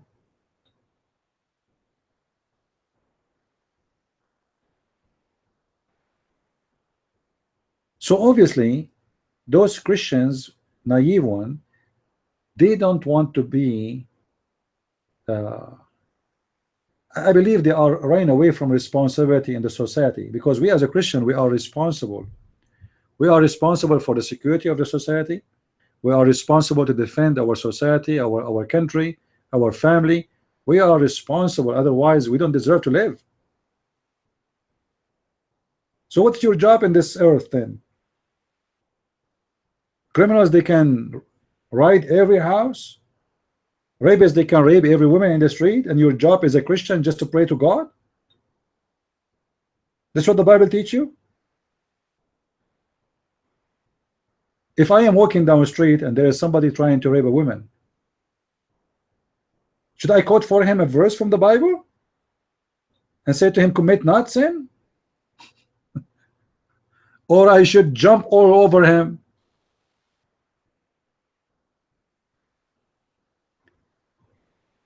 Those Christians who say such a thing, they are no Christians. I believe they are you know, they have a shame. They are cowards. Even your wife will not respect you if you don't defend her.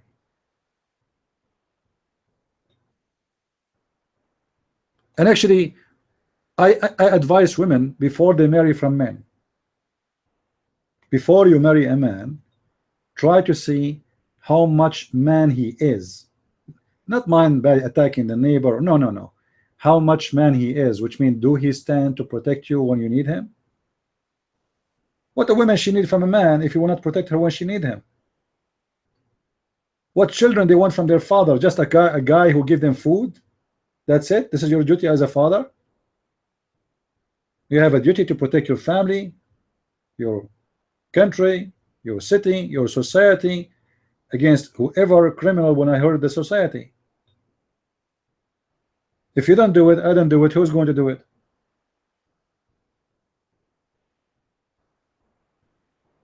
Today I was mentioning a story. You know, since young age I like to carry guns, but I never hurt anyone. You know, I'm not a criminal, but I like guns. I like to have a weapon. Why not? So all my friends always they say, oh, you have a gun? You know, like they make fun of you, like, you know, supposedly, like, you know, you are the bad guy. You know, they make you feel bad, feel guilty. And one of them, he says to you, but Christ, he told us we should not do that. I said, who told you that? And then you quote for them a verse from the Bible speaking about Jesus said, go and buy a sword. I never heard of it. Anyway, so once we went to do hiking, and we are going in the middle of nowhere, in the middle of the night, and then we heard the voice or the sounds of the hyena. Over a second, everybody of those guys who make fun of the gun, the one who carry a gun, every one of them, it was behind me. Like I thought guns are bad.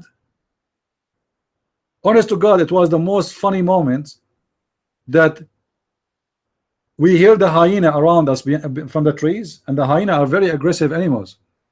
Like in the USA, they don't have hyena, but hyena, if you go and study about them, they are more aggressive even from a lion. Very strong animals and very aggressive. Suddenly, everybody want to hide behind the one who have a gun. But I thought guns are bad.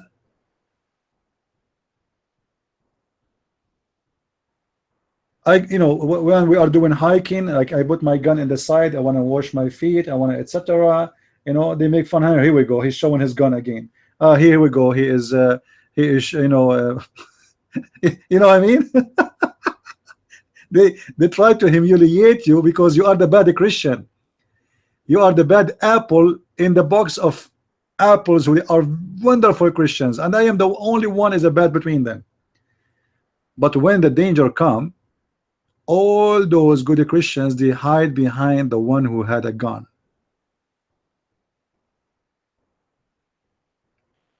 And I remember how it was it was the most amazing moment for me. I was enjoying it very much. I start making fun of them. They are behind me and they are holding me. I said, give me a space. I cannot even use my gun now. Why you are holding me? All of them are getting so close to me because they are afraid where the hyena is going to attack from. It's dark, we cannot see. We hear their voices, we hear their sounds, and they are coming from around us, and there's a trees, and we see nothing, you know. And now it is time to hide behind the one who have a gun. I thought you don't need a gun. I thought guns are bad. So in the time of danger, that was in the Middle East. In the time of danger, who is going to save you if you don't arm yourself from criminals or even from a beast? So yes, you should have a gun. Why not? If you are a criminal, you do not need a gun to kill. Criminals, they can kill by their hands, they can kill by a knife, they can kill by a pencil, they can kill by a kitchen knife, they can kill you by a chair, a rock in the street, a car. Criminals, they kill. They do not need really weapon to kill. Anything can be a weapon. Cole, the mic is yours.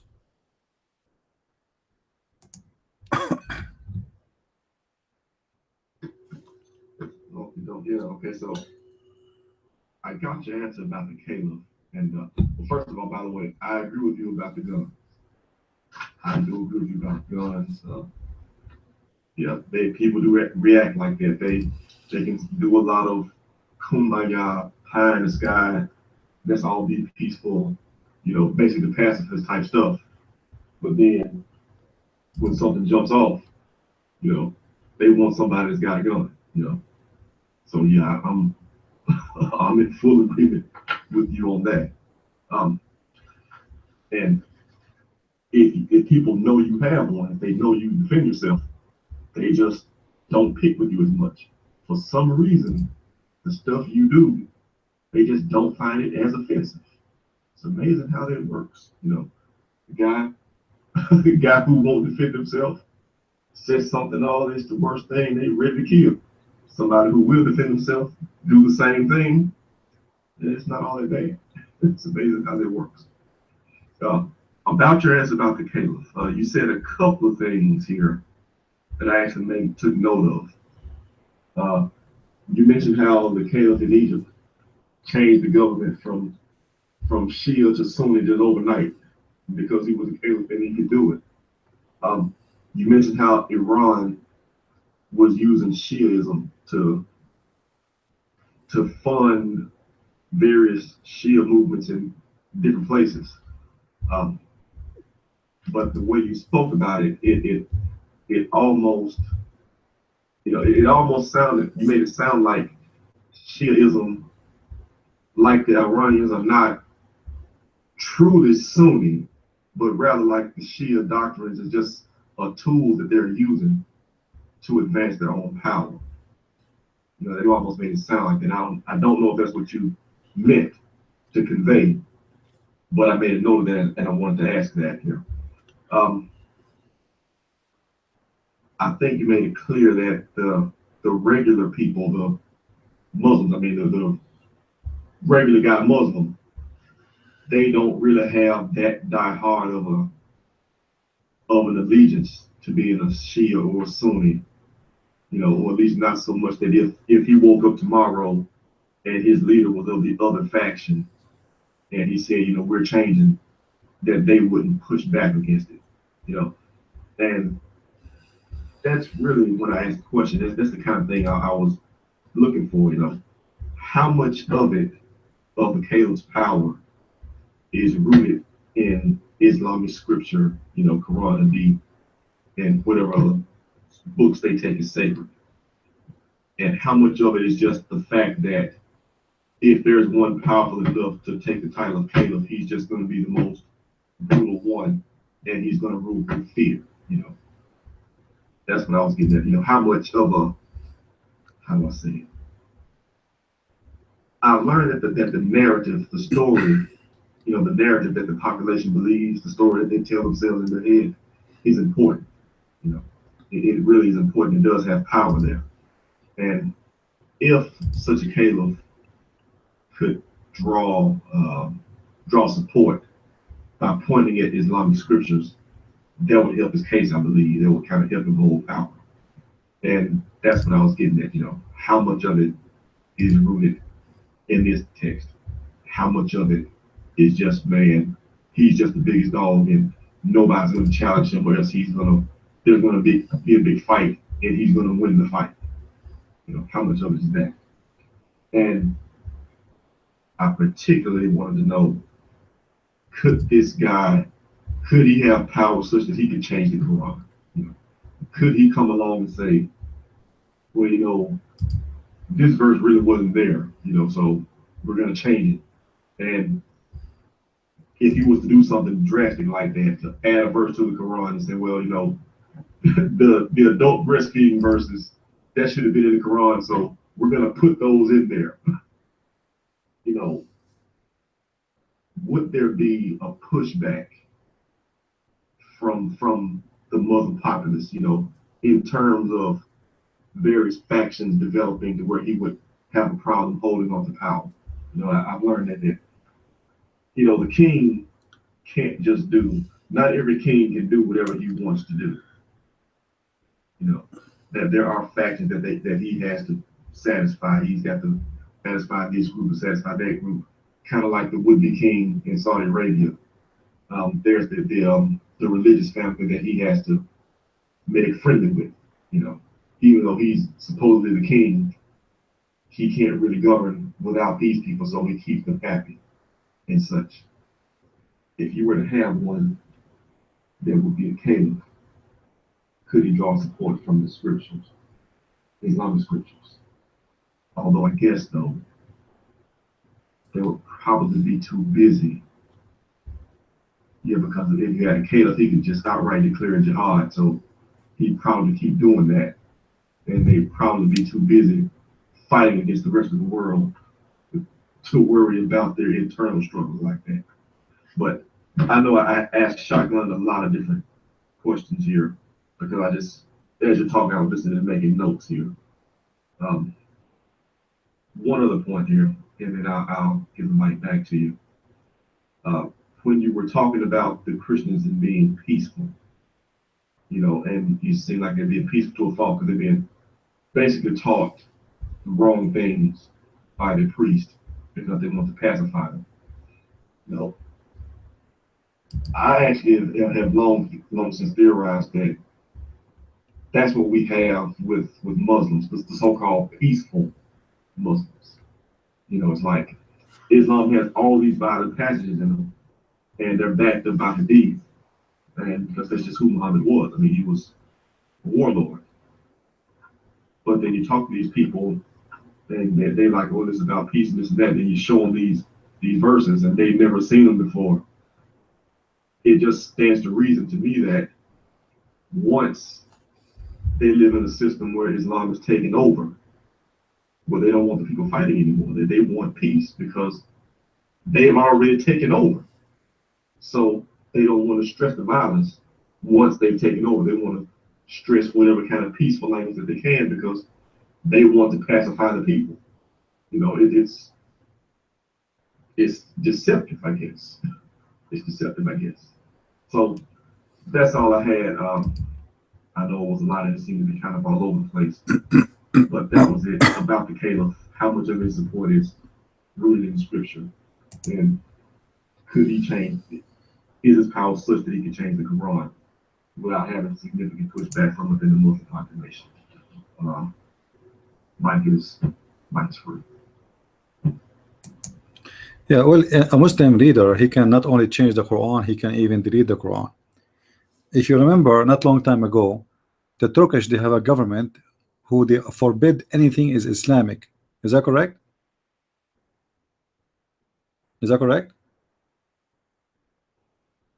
Yeah, before Erdogan, the government in Turkey, they are anti-Islam. There's no question about that. Who dare to say no? Not only they deleted the Quran, they forbade the Quran. in Turkey. Yeah, if a woman she wear hijab, she would lose her job in Turkey before. So Islamic countries always they are ruled by the stick and the sword, which mean you beat when you need to beat, you chop heads when you need to chop heads. This is the language they understand. And then religion depend in the ruler. If you want it to disappear, he make it disappear. If you want, he make it appear. If you want, he use it for his benefit. If you want, he destroy it. So in the history of Islam, religion sometimes is used very much as a very aggressive tool in the hand of the ruler, and sometimes is ignored. You know, like during the time of the Soviet Union, there's many Arab countries they were trying to be communist. Like there was the south of Yemen, they were under the control of the communist. Even though right now south of Yemen is a stronghold for Al-Qaeda. Imagine from communist to Al-Qaeda. You know, it doesn't make sense, right? From to they are Muslims. How those people they used to be communist? So it's depend.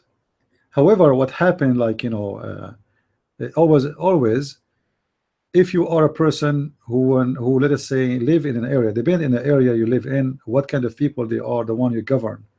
As an example, if you live in Saudi Arabia, using the religious power is a must, because the location of your country is the location of the Kaaba, and that automatically will make it connected very much to the religion. You can't ignore that fact.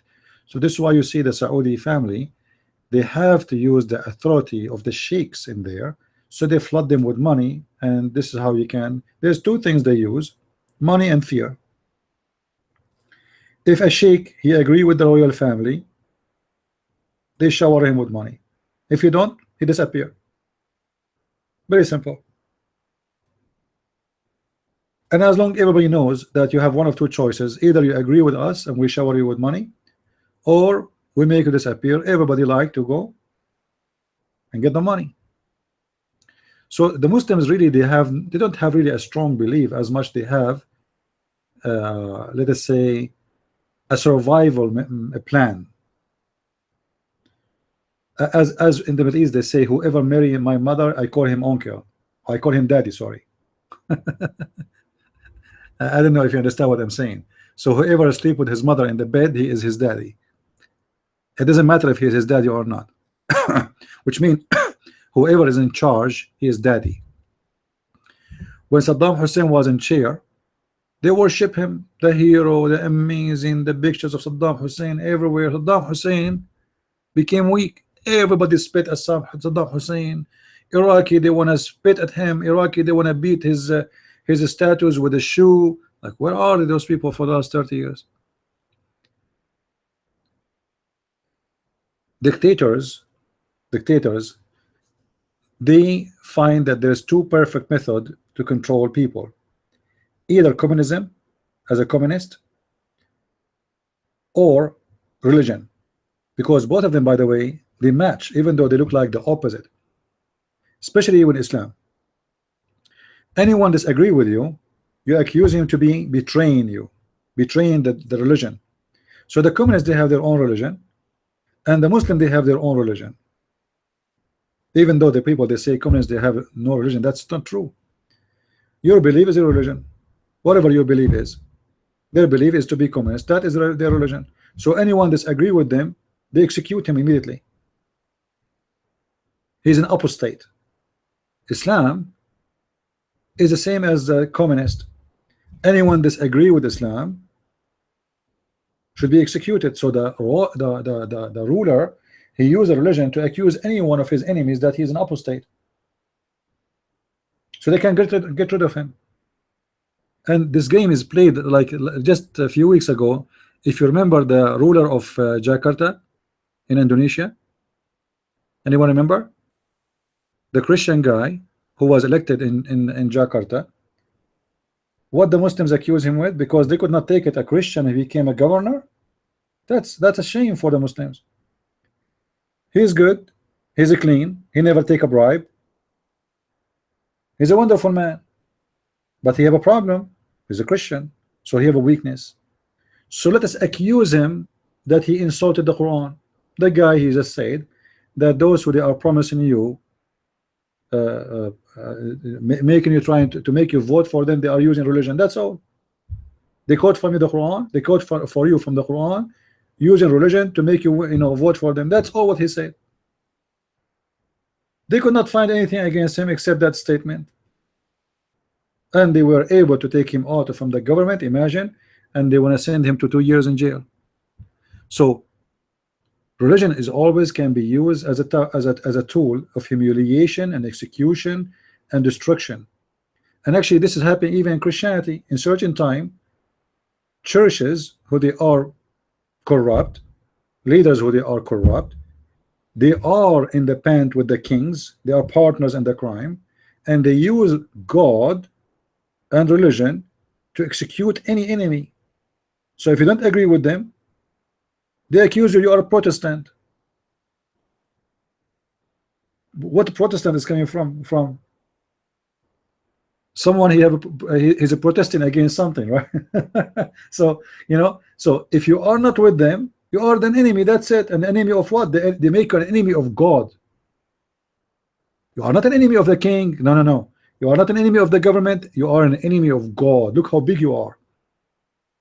And right away they will find 100 reasons for you to be executed. I'm not talking about the Catholic. I'm not talking about the Catholic. I'm talking about that this can be used always. This can be used. Even in America, in some areas, the Mormon, they were chased, not by the Catholic. Is that correct? They were chased out of their towns just because they are Mormon. Is that true? Anybody here? That's true, right? And they run all the way to Utah. So, but this is not the Catholic who did that, and without mentioning names. So always somebody, he tried to use God as a tool to destroy somebody else.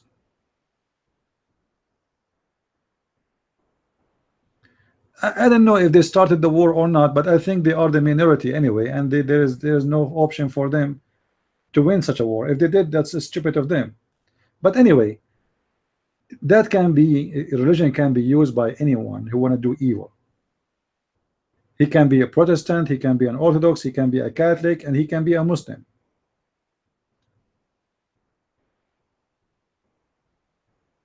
Somebody, he is evil, he can use the name of God to create a war, like Muhammad.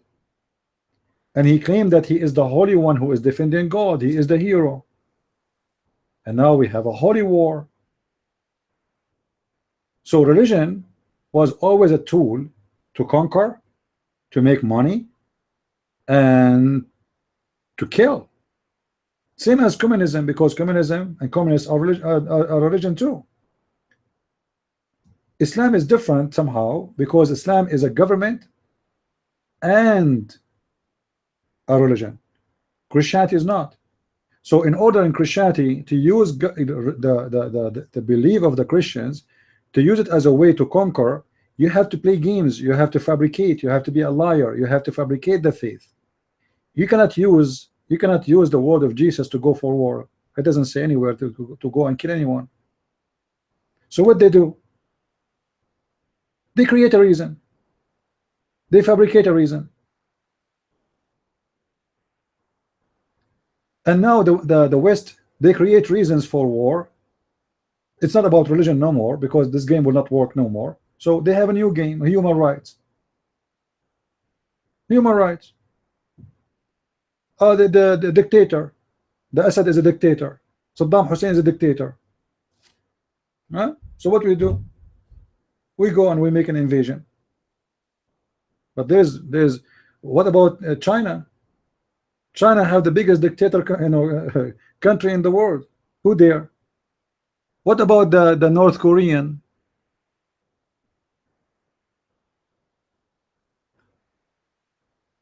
The North Korean, who is a bigger criminal, none of the Western countries dare even to move even close to him. So what they do, they target easy target. They look for an easy target, an easy fish. This country have good resource. This country have oil. This country have gas. This country have gold. This country have uranium, etc.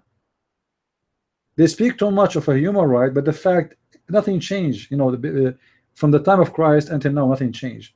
Human, they still commit crimes, and the crimes, let us say, the title of the crime changed. Sometime before they use the name of God, and then civilization changing, so we use the name of like party system, communism, so we kill people too. Then we change it, you know, the capitalist, they are winning, the communists, they are losing. So now we have to create war. How we can convince those liberals to go for war? So we speak about human rights. Assad is killing, he killed 1,800 people in one bomb, you know. But our army, according to the Pentagon, killed more than 750 people last month in Syria and Iraq. I mean, we have a license to kill, they don't have a license to kill. But always the strong one, he do not need to justify why he do things. The weak one is the one who need to justify. If you are weak and you make a mistake, everybody is over you. If you are strong, if you are powerful, like now, this Hillary Clinton, they found she is getting bribe, her husband getting bribe, tons of millions of dollars, fake organization, fake institutes, money theft, and she is free. If you are the one who stole $1 from the government, you will be in jail for 10 years. Is that correct? When you are weak, the law will be practiced on you. When you are strong, you are above the law. And that goes from individual, work with individuals, and work with governments. When the government is so big and so powerful and they have the most powerful army, who dare to question them? Who dare to question Trump if now he want to nuke any country? What you can do about it? You know what I mean? Who dare? If you are weak, and you make a small mistake, they will crucify you. They will put you in the cross and they will spit in your face. But if you are strong and you are a pimp and your wife is a whore, they will praise you. As long as you are the strong, you are the rich. This is how the world works. As an example, like now, if you watch TV, we arrested a guy who is doing a child molestation. All right, he's in the news. But there's a lot of very important people, they practice child molestation and nobody dare to speak about them. There is people who they are running prostitution business. They are powerful, but nobody dare to talk about them.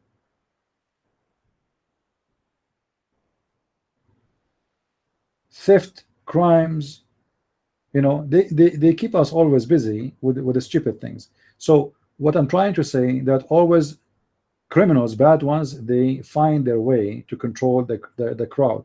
Sometimes it is religion, God, sometimes it is media. Like now they have a new army, it's called the army of media. They spread false news about you, they destroy you. They fabricate news, they stage news.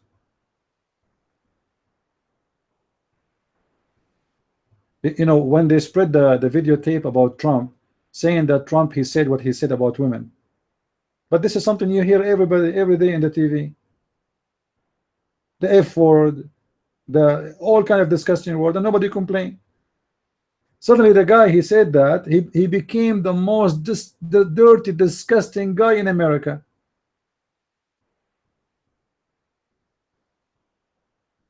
You know what I mean?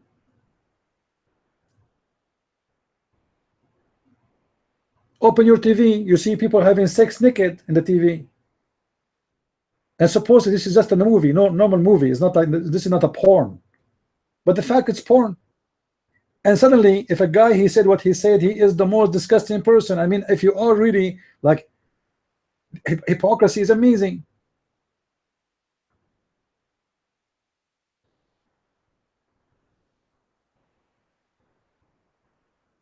So if they want, they make you disgusting, they make you bad. If they want, they make you an angel of God. And that is exactly what rulers all over the world they practice. And Islam use always God as a powerful tool to silence anyone disagree, even though if he is a Muslim.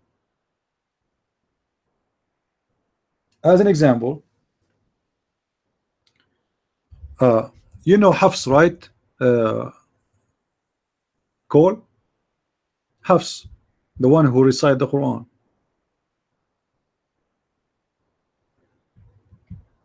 The Muslims believe if you believe that the Quran is created, you should be killed. But Hafs believe the Quran is created, and nobody killed him.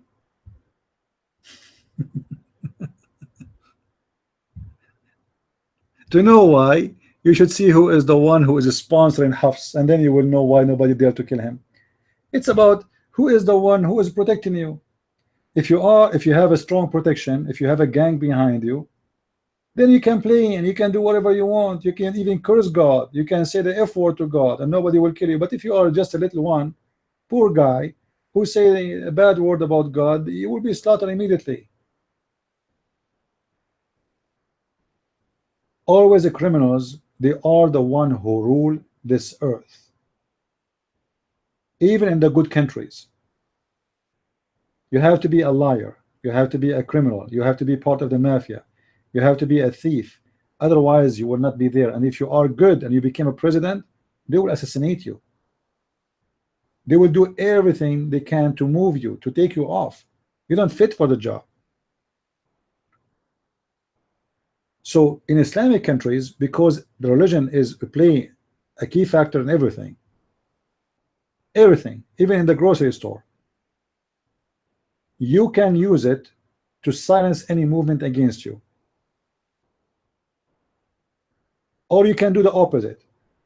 You can silence the religion and play the game of communist, and that again doing the same result. You know, we will silence anyone goes against you.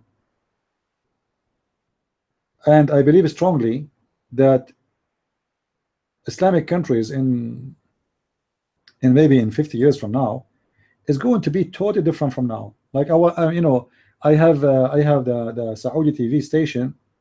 I watch it in my in the internet. I have an app for it. Saudi Arabia 20 years ago, it was totally different. I was shocked. I saw women wearing no hijab. I saw women wearing no hijab in their head, walking in the street. That was impossible 20 years ago. You know what impossible mean? Impossible. Women wearing their scarf, they have makeup. Women, they have no long nails. Women, they have no gloves. Women, they have a cell phone in their hands. Women, they are joking in the street, taking selfie. And now women, they want to drive in Saudi Arabia. This is just a start. Saudi Arabia in 20 years from now is not going to be a religious country. And count my words. Saudi are not religious. They are the opposite. If you want to know how the Saudi like to be, check any Saudi who live abroad, and then you will see a different person. He's drunk. He's a womanizer. He go to nightclub every day. He don't give a damn about Allah. His best god is whiskey and black label.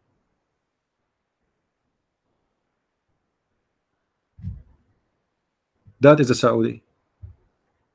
Yeah, those are, you see, the Saudi hijackers of 9/11, they are Saudi, most of them, yes. Because in Saudi Arabia still there's a big part of Saudi Arabia still in the old tradition, but the country is changing very fast.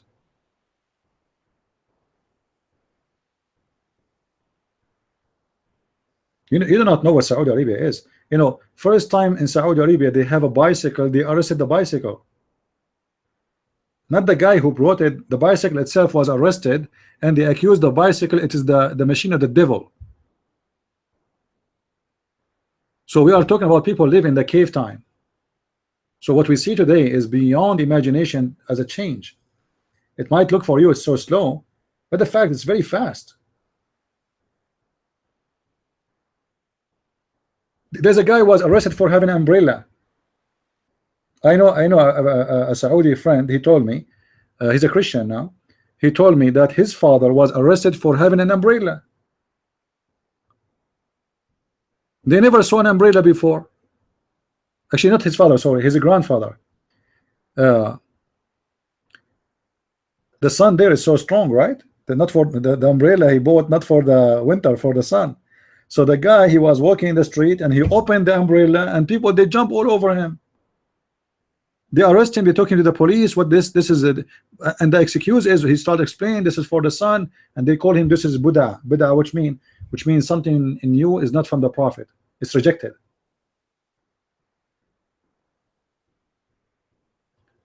There's a guy, he have, you know what the one you put the plants on them, what do you call them, the container in your house, if you plant something like roses, flowers. So he made those containers in the shape of a duck. He made them by himself, and he paint them white. He's an artist, like, you know, he painted he made those ducks and he painted them and etc., and he placed them in his yard. Yeah, a flower pot, but he made them in the shape of a duck. One day he have a friend, he came to visit him, he saw them, he reported him for the Sharia law court. Suddenly this guy, police around the house, crowd, people, and then the court guy, he have a big paper, start reading in Bismillahir Rahmanir Rahim, etc., etc., by the order of the court of the judge of etc. We found that this those idols have to be slaughtered immediately. Idols, the guy, he have just a flower pot. So they brought the guy with the sword. I'm serious. And then the guy with the sword, he's wearing a mask, and he chopped the head of the pot. And the crowd is shouting, Allahu Akbar, Allahu Akbar. So you guys, you don't understand how those people they think. So when we say today things are changing fast, think about it, how they used to be yesterday and how they are today. Yesterday they were cutting the head of the flower pot.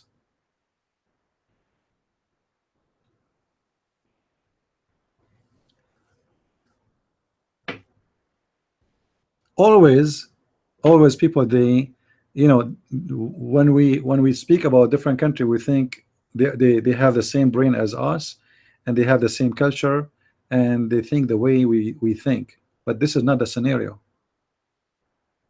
You know, those countries, they have different lifestyle. Additional to that, in countries like Saudi Arabia, there's tribe business, like in Iraq as an example. If you are from a big tribe, you will become in the parliament. So democracy in those countries is a joke. Actually, it's dangerous, because in those countries, those who they are leaders of a tribe, they are going to be leaders always. And not only they will win forever, because they are the majority of population.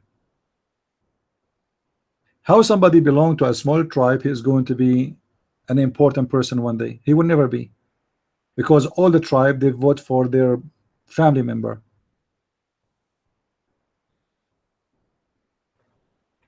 When they have election in Iraq, you will find like 10,000 trucks full of people. They are coming to vote for a guy, and then there's a guy, he have 50 trucks coming to vote for him. I mean, who's going to win? In country like Egypt, where people are poor, how I can win election? It's very simple. All what I need is money. Anyone vote for me, I give him a box of cheese or 2 chickens. 2 chickens. You vote for me, they give you 2 chicken right away. Those poor people, they don't care who's going to win. All of them, they are thieves anyway. So the one who give me 2 chickens, I will vote for him. And yet in the mentality of the West, they want to establish democracy. They don't know what those people are suffering from.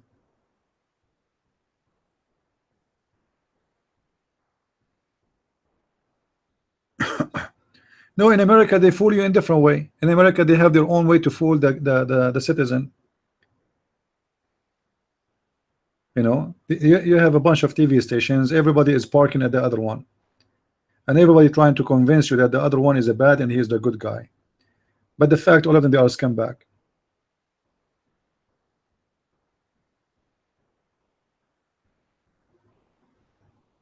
Actually, I don't watch TV no more. I mean, I watch it just, it's disgusting, it's stupid. You open the TV for 5 seconds, you say to yourself like, what the heck? The only way to watch TV if there's a nice movie to watch, and actually the best of the movies is those like the one like the Ring of the Lord of the Ring, which means there's nothing real there, because if you watch something real, it will make you upset, right? If you watch something real, your night will not end happy, for everything around you is disgusting. You know, when there was a war in Kuwait, Saddam Hussein, he occupied Kuwait. How many countries volunteered to free Kuwait? Everybody. Canada, USA, England, France, everybody, the NATO, everybody in love with Kuwait. Why? Because they have a lot of oil. Rich people. China took over Nepal. Why nobody want to defend Nepal? Turkey took over half of Cyprus in the middle of the day. Why nobody want to move and defend Cyprus from the Turkish invasion? Now Cyprus, they have oil. They found that they have a lot of oil. I'm sure somebody will involve, because they will fight, they will defend the oil. South Sudan, the South Sudan, Christian people who they are suffering for more than 50 years, asking for freedom from the Muslims. Nobody care for them. Poor black people suffering in Africa, let them die. Who care, right? But then they discover that South Sudan have a lot of oil. Suddenly Obama, overnight, imagine guys, in 24 hours the state of South Sudan is established. The fastest decision ever in history. Took them 24 hours only to establish a country. Not 24 years, 24 hours, just because they discover that South Sudan have a lot of oil.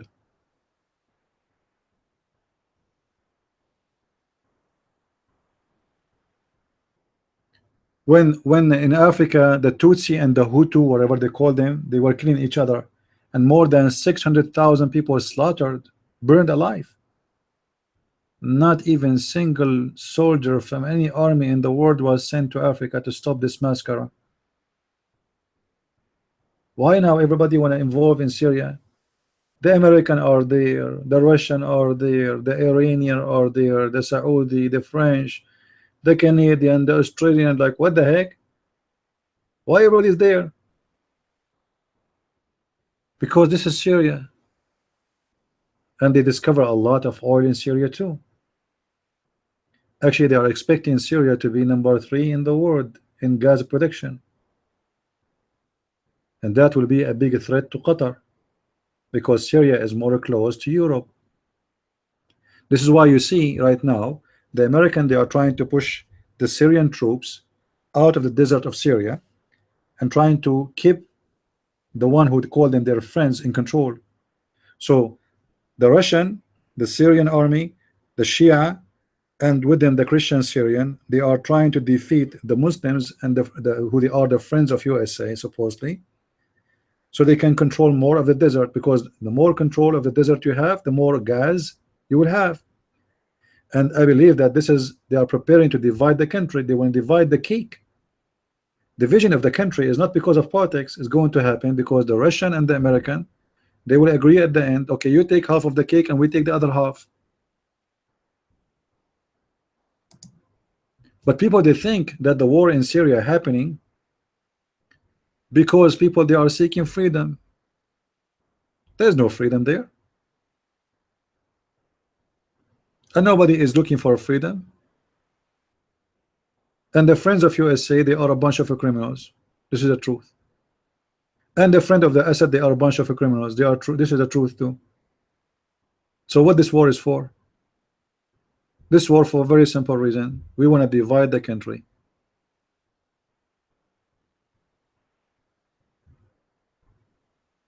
And then everybody can take his part of his cake. And the stupid naive one, they get influence, like they are under the influence of media, and they think that this is about dictator, freedom, you know, this is have nothing to do with any of this.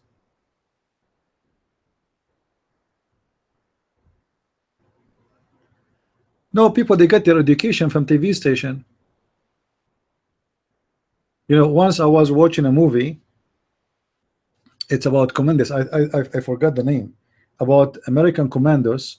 They go to free hostages in Syria, and then suddenly the commandos, they took a boat, and then they dressed like, you know, the scuba diving clothes, and then they appear in the shore of Damascus. I mean, have you ever heard of Damascus have a beach?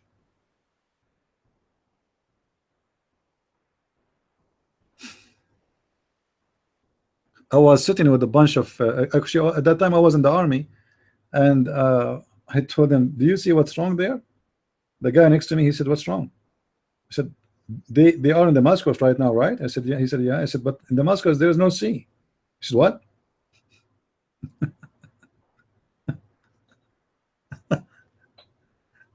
In the movie, they jump from the boat. After 2 minutes, they are in the palace of the president. And the palace of the president, there's a bunch of camels around him, but there's no camels in Syria. If you watch the movies about Middle East countries, you will right away you will see someone dressing like Arabian, and the other one have a camel walking with the camel, and the other one, like, you know, even movies about Christ. Go and watch movies about Christ. Right away you will see camels. Like, what camel, for God's sake? There's no camels there. And palm trees. What palm trees?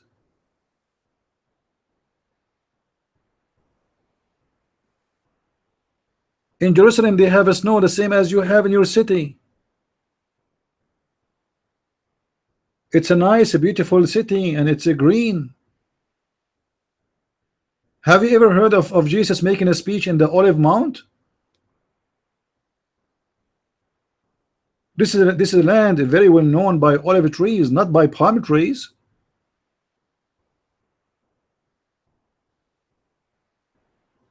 So people, they get their information from a TV station, from a movie, and they think that this is how people they used to dress, and this is how people used to eat, and this is how people used to live, and etc. Actually, I believe maybe 70% of information people they receive about history is from movies, which is mostly a fiction movies, you know.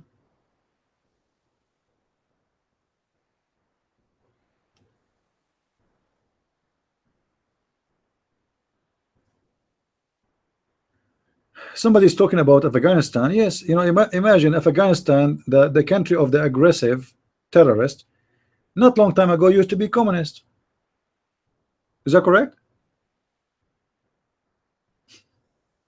Is that correct? The communist was controlling Afghanistan. So this is how the game of politics changed from communist to Al Qaeda. I mean, they are the opposite, right? It's amazing. So what was making the people at that time communist? Then everybody agreed to be a communist because fear. You know, those people, they move with the one who is strong, occupy them, control them, and be a criminal, and then everybody will worship your God even if you have no one. Muslim countries, and they have one God, that is fear. They don't really worship Allah. Even Allah himself is worshipped because of fear. There's many people, they worship God because there's hell. If there's no hell, they will not believe in God. So fear is one of the reasons for many to believe in anything. And for sure this is wrong. If you want to believe in God, you should believe in him without being fear. And no, I should not fear God. You know, the way you are saying that you should fear God, no, I should not. I should love God and fear God. I fear sin, not fear God, because God, he is not scary person for me. Why I want to fear him? You see, the Bible is teaching us that you are granted to be the child of God. So a child of God, he don't fear his father. I fear from my sin. I fear that I'm going to be drowned with my sin. I fear I will not be able to recognize the right and the wrong.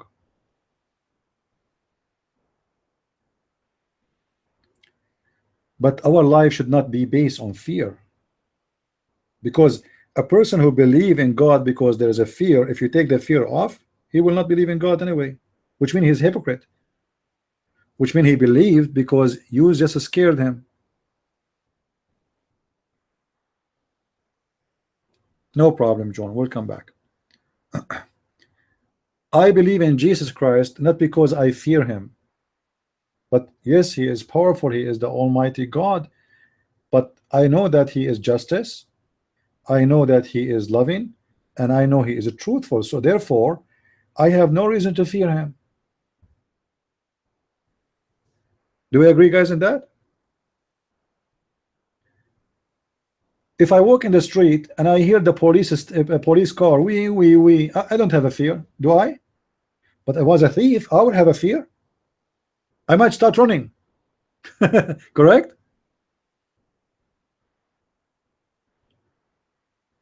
Because you feel you are guilty, and then right away the fear will come because you know you are bad. It's not because he is the one he will punish you, no, because you know you are guilty.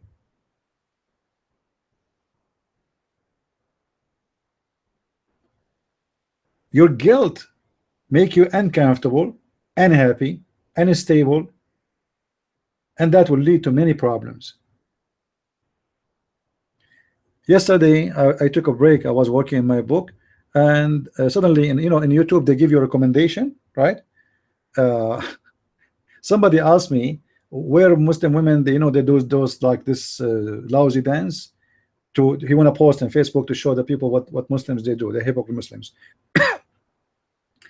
And because you click at those videos, then they recommend things for you, which is not good. Anyway, there's a video start playing. It's a like automatic play. The first one start, the second, and the video was about a bunch of women. There's a bunch of guys around them, and a bunch of women, they bend over and they shake their ass. I don't know how to describe how disgusting that is. But I asked myself a question: how in the world a human being can go down a low to that point that a woman, she agree that she bend over and a bunch of horny guys like dogs looking and staring at her butt, and some of them they are touching her butt. How a human being can go down to that level?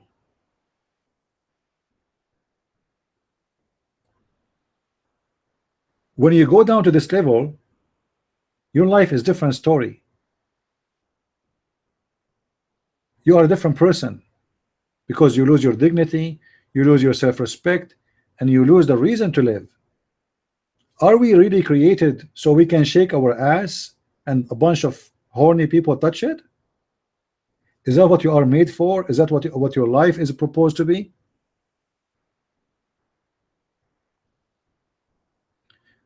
So in our life we have to find a reason, and that reason, you better find a good reason to live. If you think you are a person who exists just to have sex and to eat and to do poo-poo and to go vacation, I believe truly your life is very boring and very stupid. because it doesn't matter how many you get of it, you will get bored, and suddenly you will wake up one day and you will find yourself you accomplished nothing.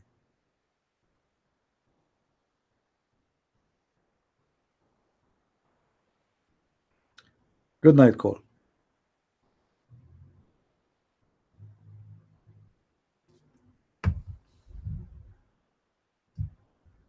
So this is why for me I don't agree with about I believe in God because I fear God. I believe in God because I believe that He is the perfect one, for His justice, for He is real and true, and because of His perfection He will not do bad to us. We do bad to ourselves. It's not God who do bad things for us. You see, even the punishment which we supposedly will receive from God for what we do, that is not a punishment from Him. That's a punishment from myself to myself.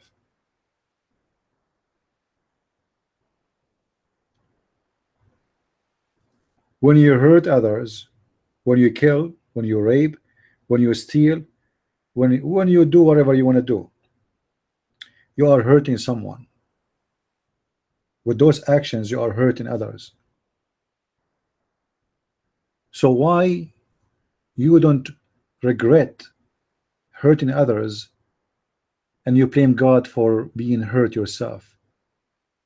All the pain you gave to others should go back to you. This is justice. All the humiliation you did to others should come back to you. This is justice.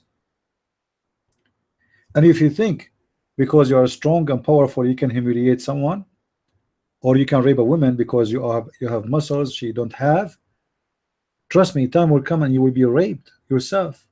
And the rape not necessarily physically, it can be in many ways.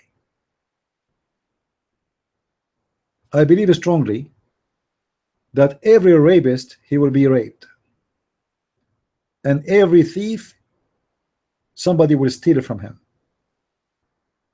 and every criminal he will have a criminal who was going to hurt him badly.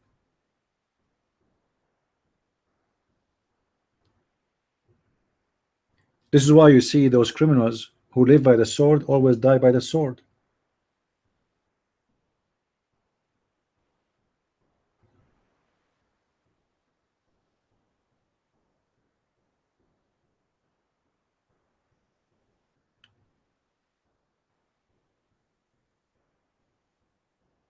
You know, people they think that justice happen only in judgment day. I believe that justice always happen every day, and I believe the criminals they are punished every day and every second. Even inside their soul they are suffering.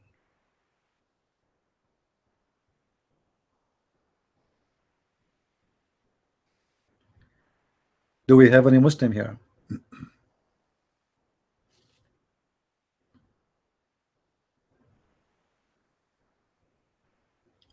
Yeah, but you know, we don't want to believe in God because we have a certain image of him that he's a scary person, he will punish. No, no, no, we don't believe in him because of that. If you believe in God because of fear, that's mean your fear is in control of your belief. I love the Messiah, I don't fear the Messiah. Why I want to have a fear from him? You see, fear it should happen from someone he is not to be trustworthy. Is that correct? If I am going with someone, let us say I have a friend, I want to go with him in the mountains hiking. If I know that this person is 100% truthful, should I have a fear from him?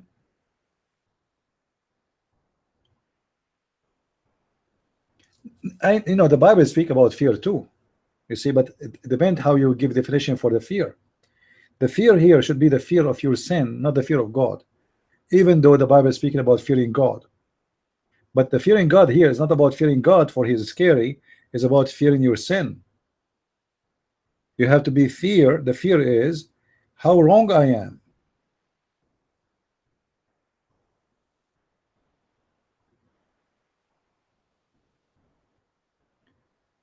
No, not fear the judgment. I fear the sin, because the judgment not to be feared if I am fine. Look, okay, if you are a person who never steal, and this is the court who judge the thieves, do you have a fear from the judge? Why? You never stole anything. I don't have a fear from the judge. You have only fear if you are swimming with your crimes, right? Then you fear the judge because you know you're ashamed of yourself. You know how bad you did. So the fear, the reason of the fear is it's your sin, it's not God. You see, the Muslims they believe in the fear. They fear God because he's a scary, he's a monster, he's a beast. We don't fear God as Muslims they believe. We fear our sin in front of God, which means we fear our sin will be presented in front of God, and then we don't deserve his mercy.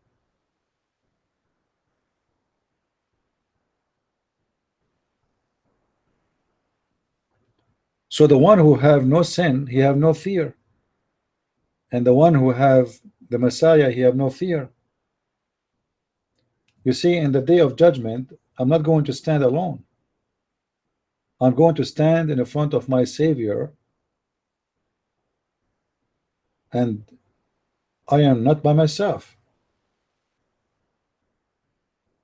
I love him, I worship him, I do everything I can as he asked me for.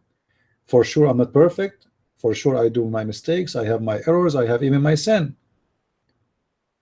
But I don't believe in Messiah because he is scary, because he will come with a sword, because he will come with the glory of his angels. I believe in him because he's the truth, because he's the right, because he's the Alpha, he is the Omega, he is the salvation. I believe he's loving, and it's very important. He loved me. Not only I love him. So in Christianity, our relationship with God is different. It's a relation of exchange. I love God, and God, he loved me. He considered me the same as his child. In Islam, no. In Islam, God, he created mankind to worship him. In Christianity, God did not create me to be just a slave of worship. In Islam, you are just a toy. Allah is bored, and he decided to create you so you can worship him. Muhammad, he said, if you people don't commit sin, anyone can continue the sentence? Anyone remember? If you people don't commit sin, what Allah will do? Who remember?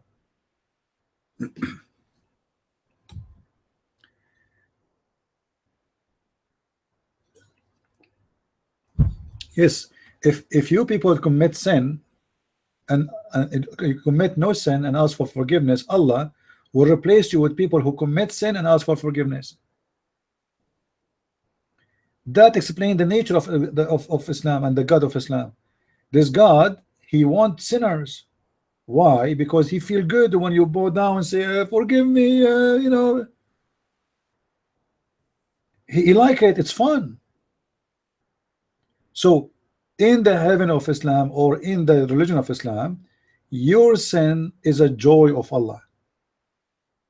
This is why Muhammad, he says, if you people don't commit sin, Allah will destroy you and replace you with other nation who commit sin and ask for forgiveness.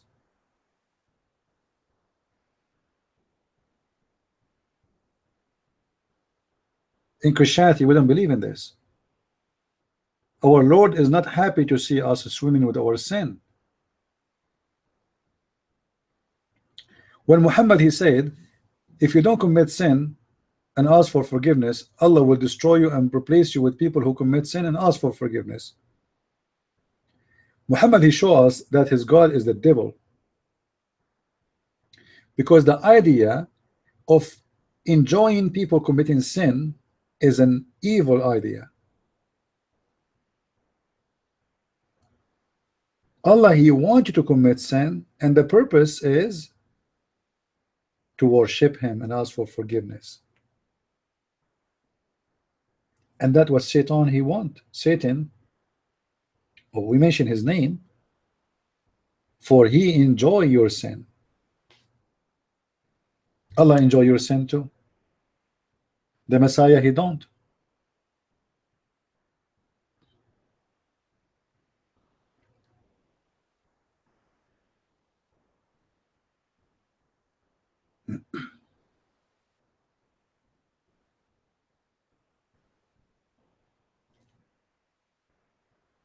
Do we have any Muslim here?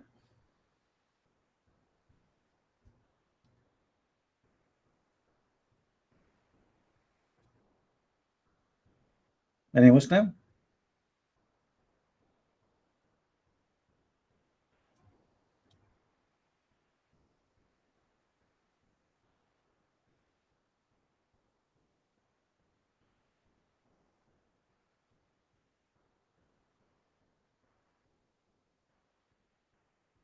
You know, if our God is the God of fear, he do not need to do any of what he did. He can just send a fire and eat the whole earth and it's done. That's it. I mean, what this is all for? I mean, why he want to save us anyway? If he is the God who enjoy torture or enjoy punishment. Our Lord, he want us to be saved. He don't want us to be punished. But the idea of God in Islam is the opposite. In Islam, the God, he wants you to kill so you can be forgiven. He wants you to hate so you can be forgiven. He wants you to attack the others so you can be forgiven. Like the guy today, the Muslim who attacked two Russian women in the beach in Egypt, and he killed them. He killed them because he want the blessing of Allah. This is the purpose. So in Islam, the blessing of Allah is the blessing of the devil, because in order to get a blessing of this God, you have to hurt and you have to commit crimes. In Christianity is the opposite. If I go right now and kill two women, whoever they are, Christian or Hindu or Muslim women, my Messiah, my Lord, he will send me to hellfire for doing that. For I'm a criminal, I don't deserve his mercy. In Islam, if you are a criminal, you are the good guy. And this is exactly what the devil he built in your mind. The devil, he tried to convince you that doing bad is right and doing right is bad. The Messiah, he said, time will come and people, they will think by killing you they are doing a favor to God.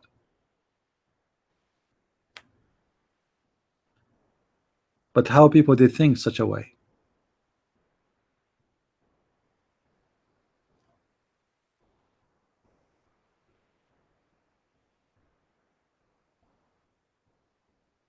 And Abdul here.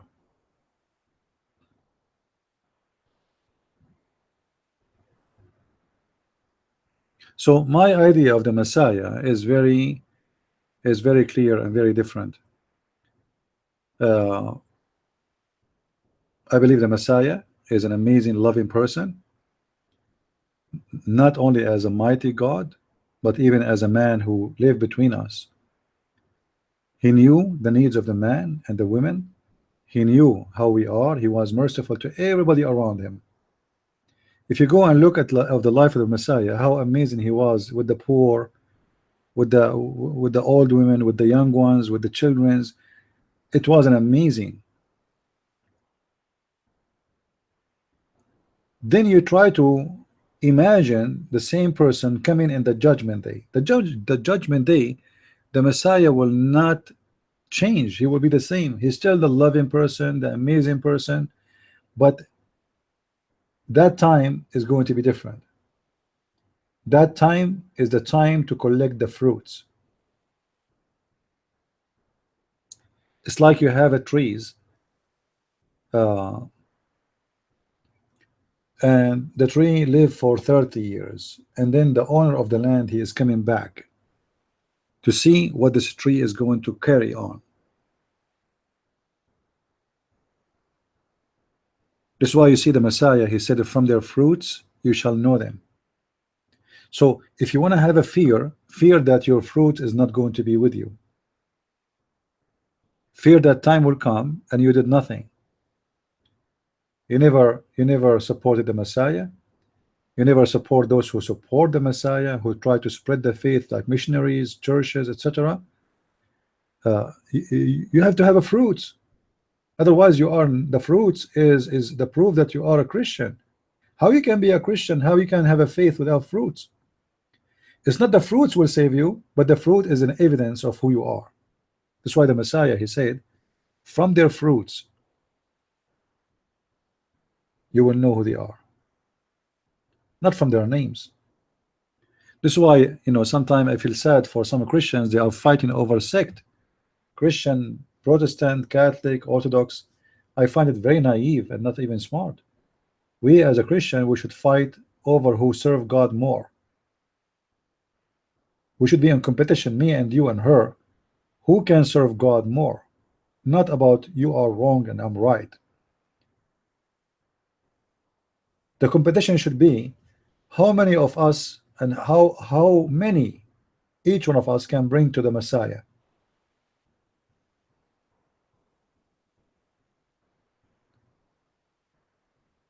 You have to bring your fruits with you. This is why you notice I don't like any Christians to fight with each other like Protestant, Catholic, Orthodox. I find it useless and it's not Christians' behavior. I find that the Christians dividing the church of the Messiah are not being Christians by doing that. For all of us, we should be united by him. We have only one Messiah. We don't have two. And no man should be obedience to a man, but obedience to God. Which means we should not obey a priest or a bishop or a pope. We should obey obedience to the Messiah. He is our priest, he is our Lord, he is our master, he is our teacher, and he is our guidance. Anyone else is not to be trusted. If I wear a uniform of a priest, does that make me a good guy? If you believe in that, you must be a foolish man. The Bible is so clear, no man is good but God. So you put your trust in the man, you are having a very wrong investment. So we as a Christians, and I encourage all the Christians to be Christians really. You are a Catholic, you are a Protestant, you are an Orthodox. Be united by the Messiah, not divided by the devil. We are united by the Messiah, and we are divided by the devil.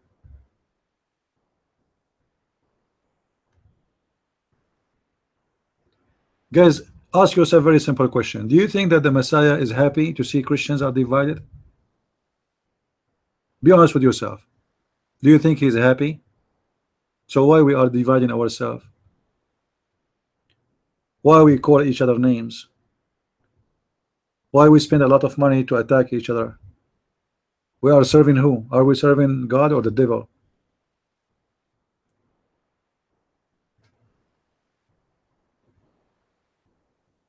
I am not a Catholic and I will never be one.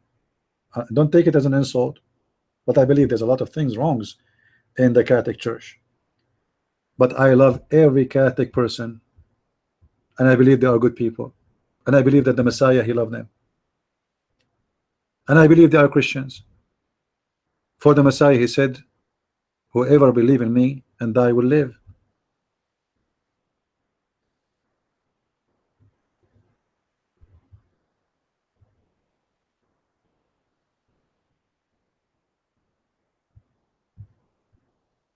I am not going to judge anyone who is going to go to heaven, who is not going to go to heaven, because it's not my business. My business is that the Messiah, he told me who deserve to go to heaven. And the Messiah don't speak of sect. He said he know his sheep, right? And his sheep, they know him. So if somebody believe in the Messiah and he worship the Messiah, I have no right to say to him, you are no Christian. If somebody believes in the Father, the Son, the Holy Spirit, he is not denying the faith. He is a Christian. If somebody believes that the Messiah he crucified and he's coming back for us, he's a Christian. Are you getting my point? There's major things for us. If you believe in it, you are Christian. If you deny any of it, you are not Christian. So a person who believes that the Messiah is born of a Virgin Mary, he is the Word of God, he is the Alpha, he is the Omega. For him and by him everything was created. He died in the cross. He believe in the Father, the Son, the Holy Spirit, and you believe in the resurrection of Jesus and the crucifixion of Jesus and the coming back of Jesus, you are my brother in Christ.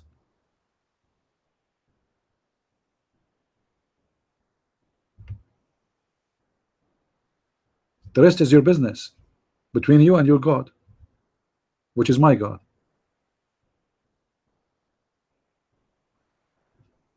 So I like to have unity. You know, I like to have Christians who love each other, and I encourage all Christians to call themselves Christians, not to call yourself Protestant or Catholic or Orthodox. What is better name than the name of Christ to call yourself with? Is that true? Can we find better name? And isn't this the first name we are called in, even in the history of Christianity? Christians. So why you call yourself Catholic, and why you call yourself Orthodox, and why you call yourself Protestant? All of us, we should use one name, that is a Christian. There's no better name. Our name is taken from the name of Christ. That's amazing, beautiful.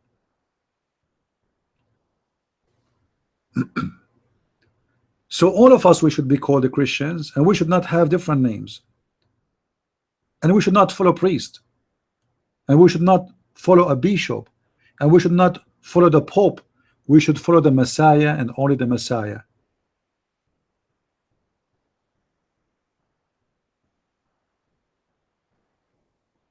After I finish this program, do you know how I am? Maybe I'm a bad person. Maybe I talk good, I do bad. Is that correct? The man is the man. We sin in our thought, we sin with our eyes, we sin with our tongue. We walk with sin. Don't let the man who is a sinner divide you. Be united by his name. There's no Hebrew, there's no Greek, there's no free, there's no slave. All of them, they are one by the Messiah. This is why I encourage Christians not to preach division. I hate division. Actually, there's some churches, they are not inviting me, as I heard, for their churches to do seminars because I don't take side. You believe it? For what I say right now, what I said is not accepted in many churches. They want me either to attack the Catholic or to attack the Protestant or to attack the Orthodox. You have to attack somebody so you can be invited by somebody. You know what I mean? And this is not a Christian behavior. This is not Christ talking. If somebody is wrong, correct him. All of those are Christians, and they believe in the same Lord you believe in. If they have something wrong in their belief, teach them, correct them with love.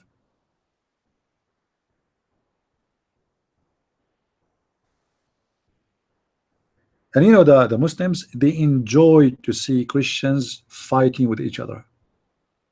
They love it.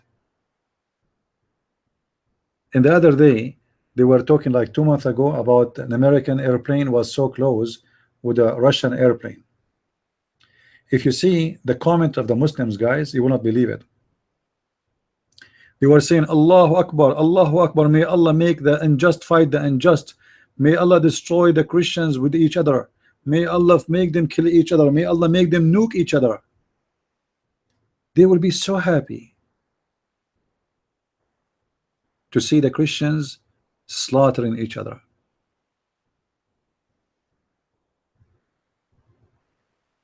I don't want to be involved with the Protestant Reformation or the Catholic. You see, I believe in history there's a lot of crimes happen, And we were talking about that today, right? We were saying that in history, always there's a bad man. He tried to use God, and he played that he is the good guy to control you. Correct, guys? We spoke about this for the last almost 2 hours. Somebody want to play that he is the good guy who is defending God. So okay, he is this guy, he didn't agree with the church, let us execute him, let us kill him. In certain time, bishops and churches, they act like a bunch of criminals, a mafia, a gang, the same as Muhammad. And that is not Christianity.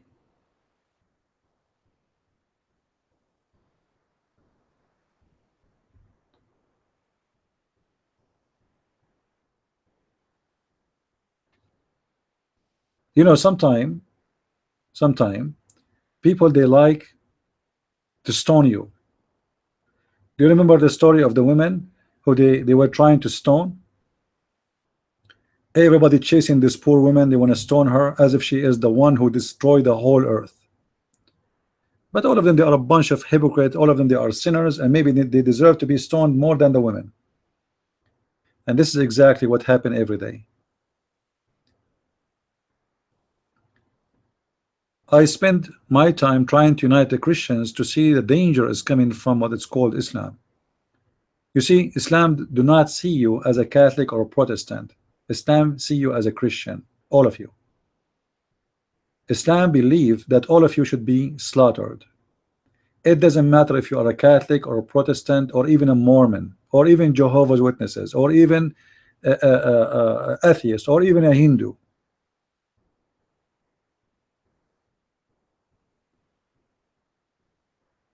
We try to explain to people that what happened or what happened in the past to someone is going to happen to you too. So we better united to fight against the devil, not divided. Divided we lose, right?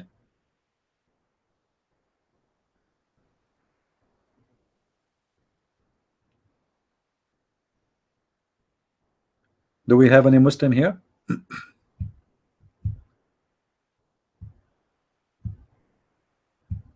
Anyone?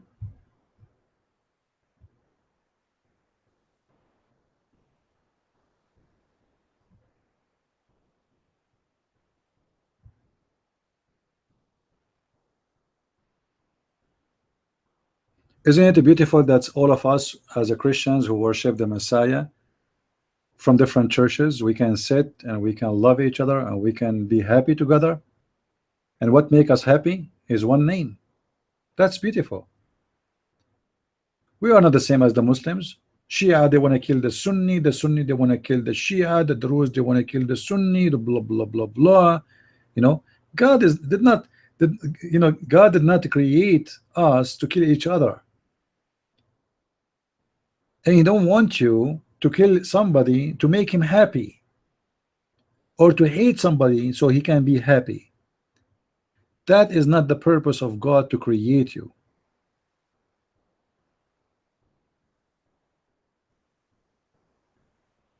But remember, if you leave your window open for the devil will be happy to jump. But the devil cannot jump in your house unless you give him a reason or an invitation. And the invitation mostly it's created by the man. Division, anger, hatred. You know, I told you about, I think 2 weeks ago, I saw an old woman. She is a Muslim woman. She was carrying her stuff. She carried a lot of stuff. She's an old woman. So I carried the stuff with her, you know, and I walk with her. And then she said to me, may Allah bless you, whatever, you know. She thought I am a Muslim like her. I told her I'm not a Muslim. I spoke to her in Arabic. I told her Ana Masihi, which means I'm a Christian. You see, when you do good as a Christian, you present the Messiah, or let us say in that moment you are the same as the Messiah who do good for he is good. That's what the Messiah he want from you. Be nice, be merciful to everybody, even to Muslims. So what? Bring them to Christ. Show them the best of you. Show them that the Messiah, he changed you. Show them that how it's to be a Christian. Using a bad language, disgusting behavior, using the F word in the street, that will not make you a good person, and will not make you even respected by even your family. Imagine we are a bunch of family here, and everyone say to the other one the F word. I mean, what kind of family this family is?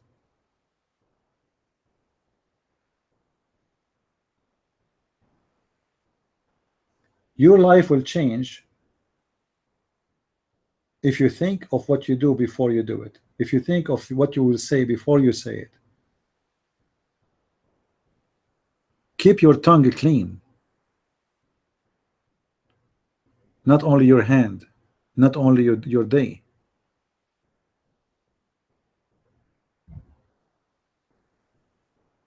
Arif, none of your business.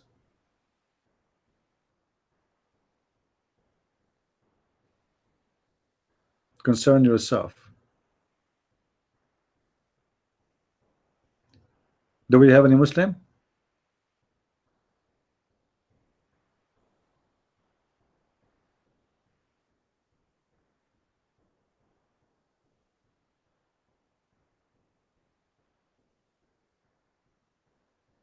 Not even one? We have a Abdul in the house. Where? I don't see him.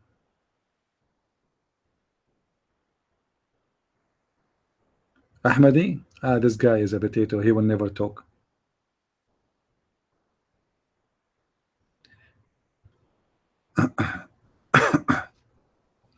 You see, Mr. Ahmadi, he said that they don't associate with him anything. Ahmadi, can you tell me the Shahada?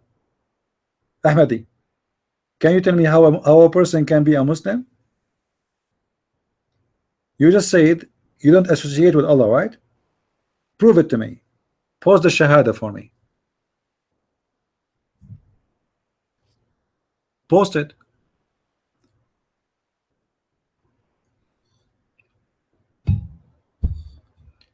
You cannot even mention the name of Allah without mentioning the name of Muhammad. And actually, Muhammad is more important than Allah. The punishment for an apostate, if he leave Islam, is to give him 3 days to repent. If he repent, he can live. If somebody insult Muhammad, should be killed even if he repent.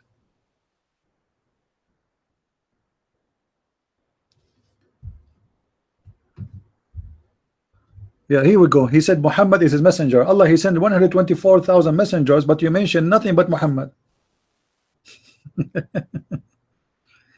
You are, you know, Muslims, the pagan Muslims, they think that they have God. You don't have a God. You don't even know who's Allah. You keep talking about worshiping Allah. Do you know who's Allah? Who's Allah? Ahmadi the boy, do you know who's Allah? We are talking to somebody from YouTube, guys.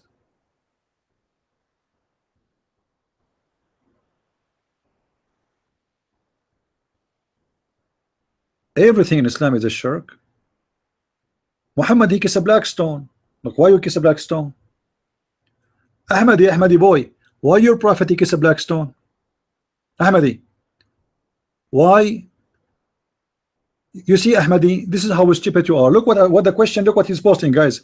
He's posting for us, in the name of Allah, the gracious, the merciful. I mean, how stupid that is. How Allah is talking and he said to you, in the name of Allah.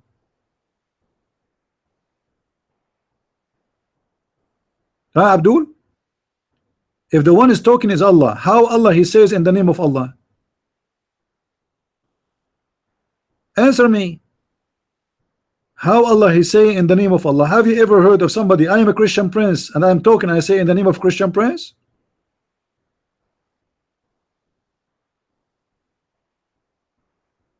Who's talking?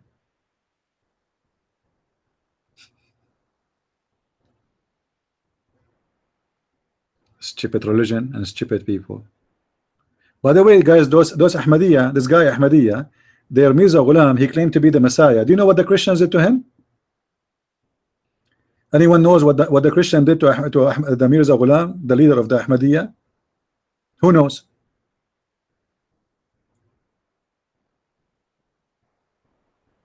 This guy, he claimed to be the Messiah, right? So look what they did. One day he opened his door and he found like 70-80 Christians in the front of his house, and they have people in wheelchair, people who cannot walk, blind people, you know. And they told him, if you are the Messiah, do what the Messiah can do. Do you know what Ahmad Mirza Ghulam he said?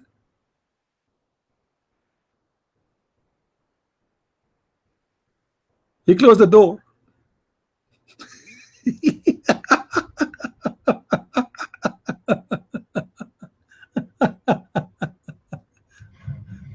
Ah, that is Ahmad Mirza Ghulam. Ahmad Mirza Ghulam, he have a friend, he's a drug dealer. His best friend is hashish dealer. Hashish, hash dealer. This is Ahmad Mirza Ghulam.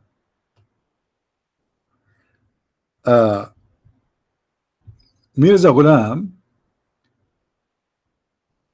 he have an inspiration from Allah. I wish this potato he come to our room. Hey, Ahmadi, why you don't come to our room, man, so we can hear you? What? Don't you like to come to our room and show us how amazing your religion is? That is not true? Okay, come to my room, and the one who don't give proofs, he's a liar. What do you say? Mirza Ghulam, potato, put a feather in your head and come back here.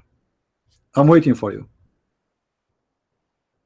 And you know, Ahmad Mirza Ghulam, by the way, he was married for 3 years. Like, what the heck? And then he became the Messiah. He was what? He was married for 3 years.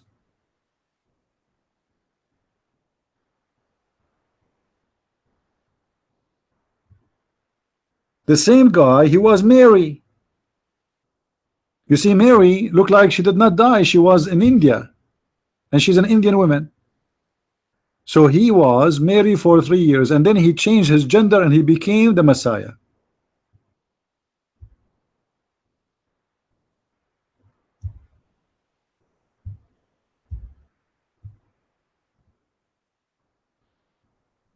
Lord have mercy. Ahmad Mirza Ghulam is one of the most funny character created by the British intelligence. You know, the one who created Ahmad Mirza Ghulam is the British intelligence. During the time the British, they were occupying India, they were looking for someone who will convince the Muslims to join the British army, or at least not to attack the British army, the occupation. So they created Ahmad Mirza Ghulam, so he will teach his followers to obey the occupation of the British and to obey the Queen. And this is the whole idea of Ahmad Mirza Ghulam.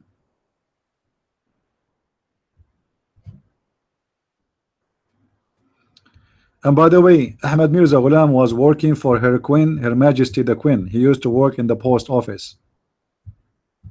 The Messiah was working in the post office, you believe it? And he used to take a salary from Her Majesty the Queen of England.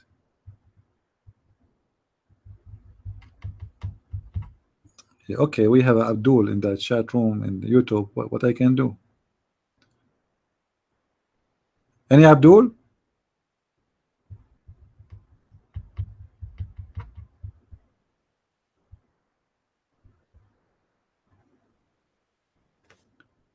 Anyway, let me block him, so maybe he will come here in the chat room. Here we go. You are blocked, Ahmadiyya boy. If you are a man, come to the chat room and talk to me. I want to hear you. Any brave Muslim?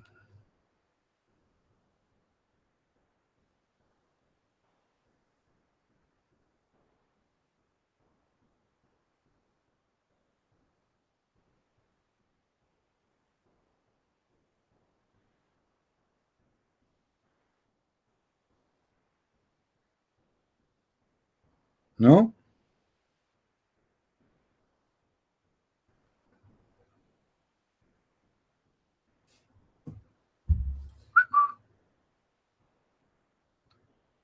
He can come as much he want. I want people to talk to me. I want a Muslim to you see, the Muslim, they say they worship one God, but yet they do not know who's the God they worship. He is the trustworthy, he is the only one should we worship, he is the only one, his name is Allah. Even his name they get it wrong. And then you ask him who's Allah, they don't know. Allah knows best. Where Allah live? Abdul, is that Allah? Is that true that Allah he live next to a tree? It's called the Surah Al-Muntaha. I mean, have you ever heard of a God he live next to a tree? What he's doing there? Is that the zoo?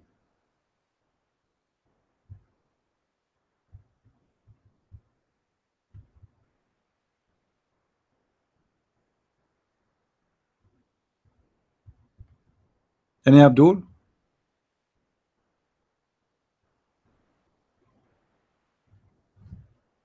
But the one thing I like about Allah, that he have a book and he write in this book everything. I mean, one day I'm going to smuggle to his bedroom and I will read everything, all the secrets of Allah. I want to look for the page where it's my name is written there.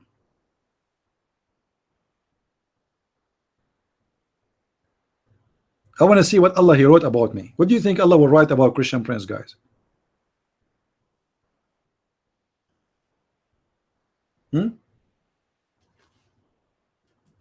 If we open the book of Allah, the one he saved in the heaven, let me see. No, not my name. Christian Prince, Christian Obama. Obama, his name is here too. Christian Prince. Here we go. I found Christian Prince. Brother Thither. There's a guy named Christian Prince. This guy is very awful. The first thing he do in the morning, he take the Quran with him to the bathroom, and he prayed me with his thinky what? Sorry, I cannot read that word. Thinky pinky. I cannot say that. This is very bad word. And it's a stinky too. And Abdul, Allah he have a book and he write in this book everything in the heaven, and he put the book between the eyes of an angel. His name is Israfil. Guys, do you know the distance between the eyes of Israfil? The distance between his eyes? Anyone knows? Which means the distance between his eyebrows.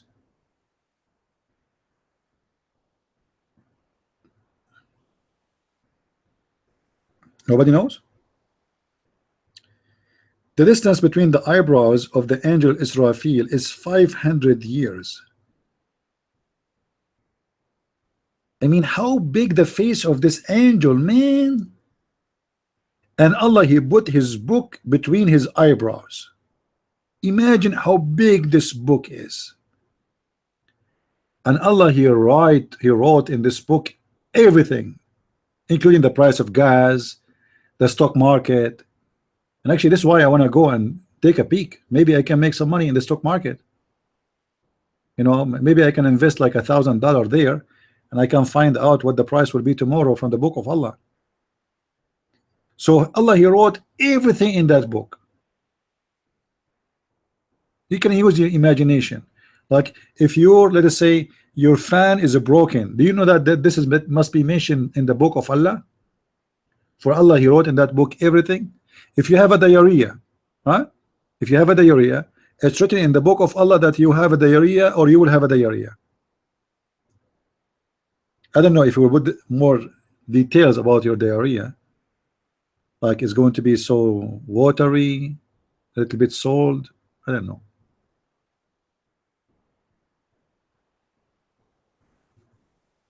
Any Abdul? Allah write everything, even the size of your underwear. The first thing Allah created is what? Anyone knows? What is the first thing Allah created? The pen. Here we go. Why?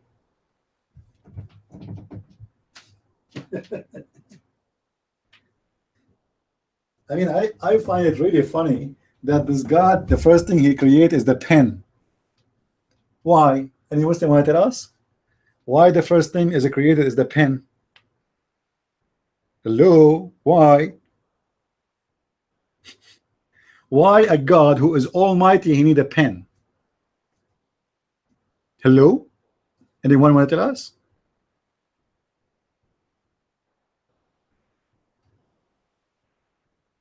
Any Abdul? To write the Quran? No, not the Quran. He have a bigger book than the Quran, man.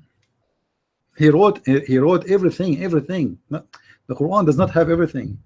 Everything will happen to you, to me, or to everybody. Unbelievable. Any Abdul?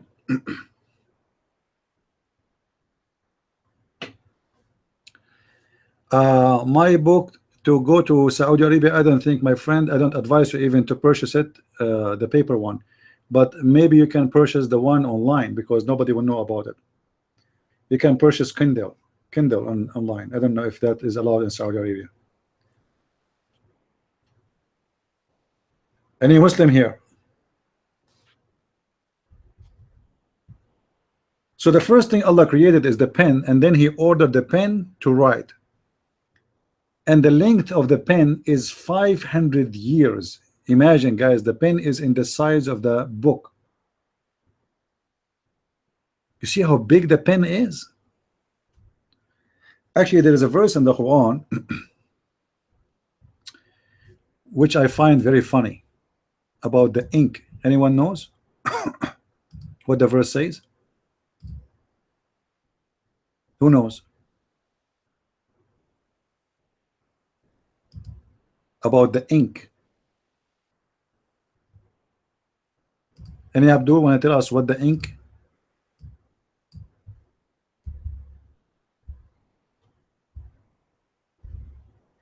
Allah, he said supposedly, if the ocean water was ink, if all the water of the ocean was ink, will not be enough to write the words of Allah. Man. Okay, but how Muslims they say that Muhammad is the last prophet, which means Allah is immuted now for eternity.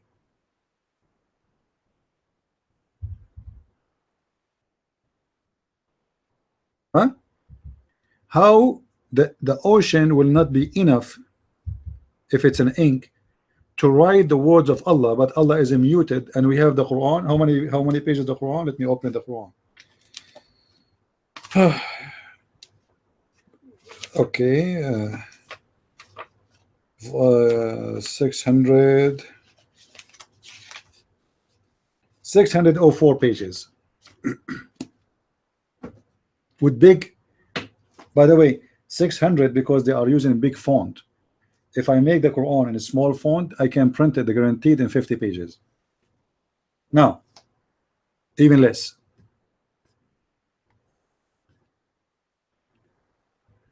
So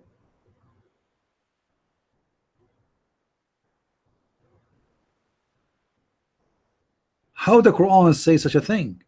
If you go to chapter 18 verse number 109, it says, say if the sea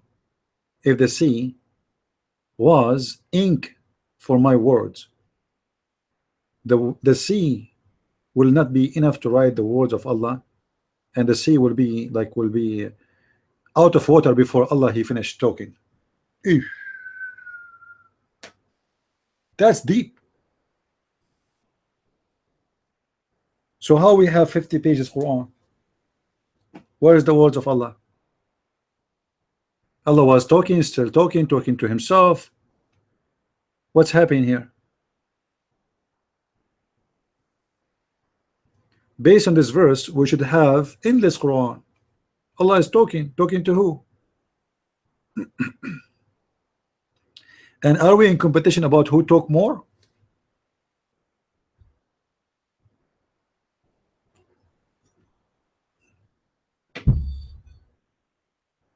Huh? Like, is your God better than my God because your God talk more? I think it's important that the God who talk more, he must be a powerful God, right? And the funny, the more this God, the more he talk, the more poo-poo he do.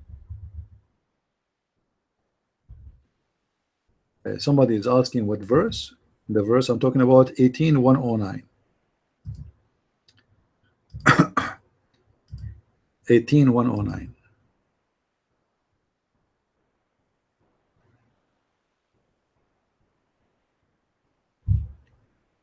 And Abdul.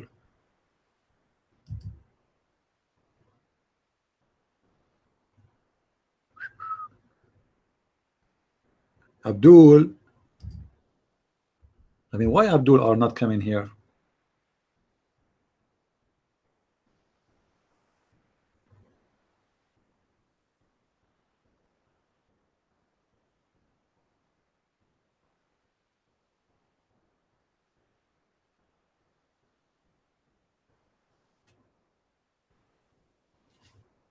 All right, anyone have a question? Mr. Happy what B Pico? I don't know how to say your name. You're mine. Go ahead.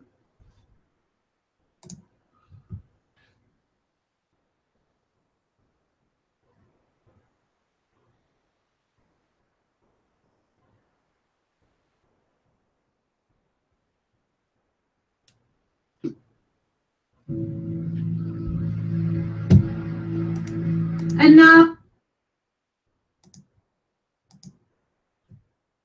Oh Lord. Do we have any Abdul here?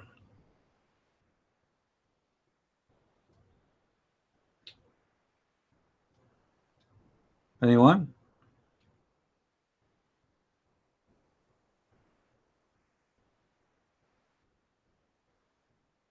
Not even Abdul. Where is those Abduls are gone? What's happening here? Guys, any of you did eat garlic today? Did any of you eat garlic?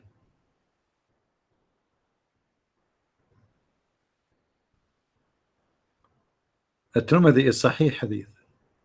Is one of the 6 Sahih Hadith. Anyone eat garlic today? Because you need to know, Muslims are not allowed to eat garlic, and angels, they will never enter a place have garlic in it. So Jibreel will not come to our room if any of you eat garlic, or if you have a bill in your house or a picture.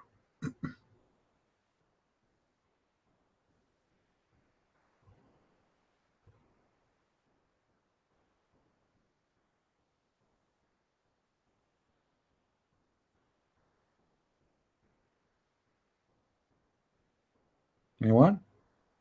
Or a dog, yeah. Or a donkey.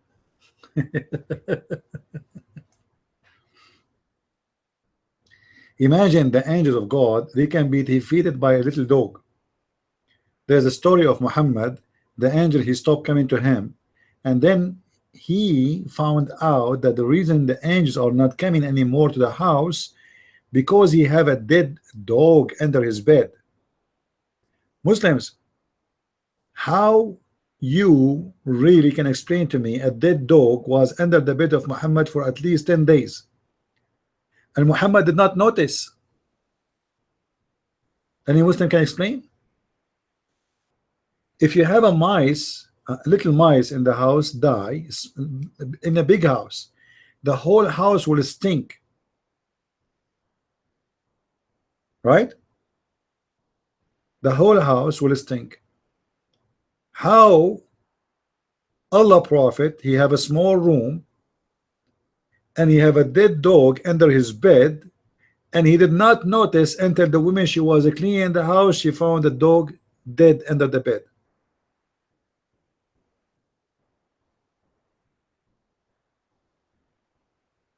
How stinky the house of Muhammad was, to the point nobody noticed that there's a dead dog.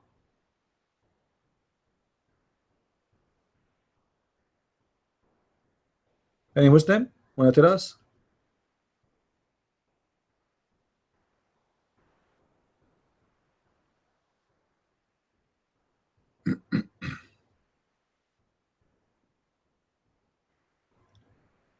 What are the Shia books they considered as authentic?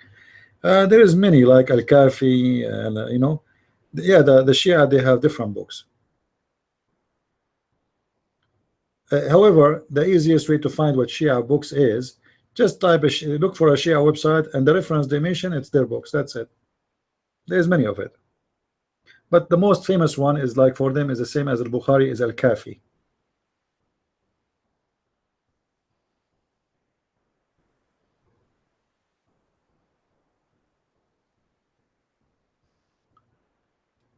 Do we have any Muslim?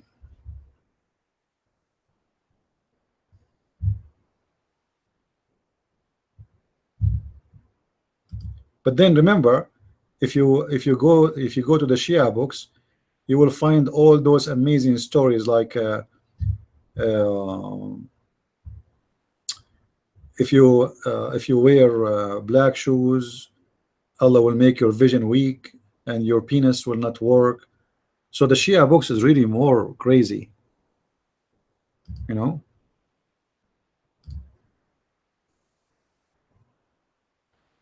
Anyone remember, guys? Who remember the hadith, the stories we mentioned to you about the Shia books? I think you guys, you forgot, don't you?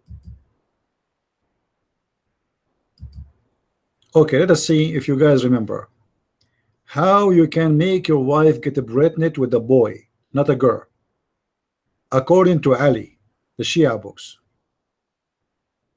Who remember? Who remember? Who remember?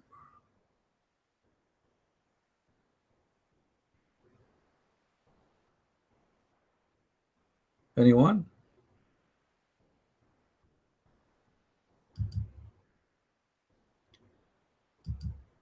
I will open here some reference.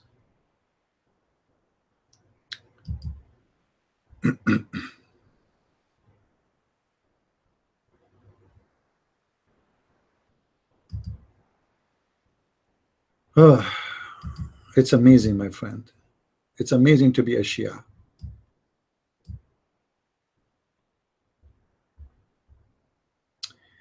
There's a guy, he wanted to have boys, and his wife, she delivered only girls. So he came to Ali, the cousin of Muhammad, and his son-in-law. He told him how I can have a child, a boy. Each time I sleep with my wife, she gave me a girl. I have 6 or 7 girls already. So Ali, because he was inspired by Allah, he was able to help this guy with amazing advice. Do we have any Muslim Shia here?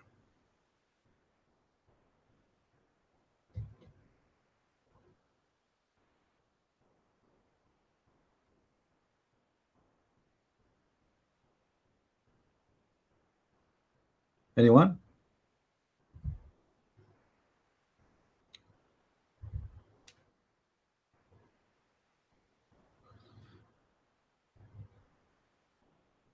If you want to have a son, if you want to have sex with your wife, according to Ali, the Shia books, and you want to have a son, you have to make your wife, first of all, she have to bend over, and then she have to face the Kaaba, and then you have to be in her back, excuse me with the language, and then when you are having sex with her, you have to spank her. You have to spank her, remember. If you don't spank her, that will not make a baby boy. All right? And then when you are spanking her, you spank her in her side and you say, oh Allah, make it a boy and I will call him Muhammad. And you spank her again and you say, oh Allah, make it a boy and I will call him Muhammad. And you spank him again. You spank her wife again. Oh Allah, make him a boy and I will call him Muhammad. And for sure Allah will give you a boy and you call him Muhammad.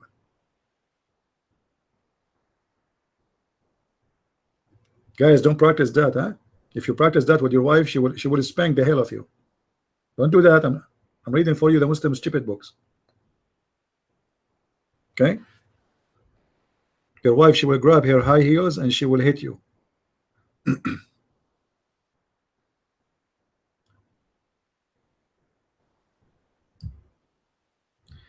There's other guy who came to Muhammad. He have the same, almost same story. He asked him how he can have a son. His wife, she give only girls. So he said to him the following. But here the description was a little bit different.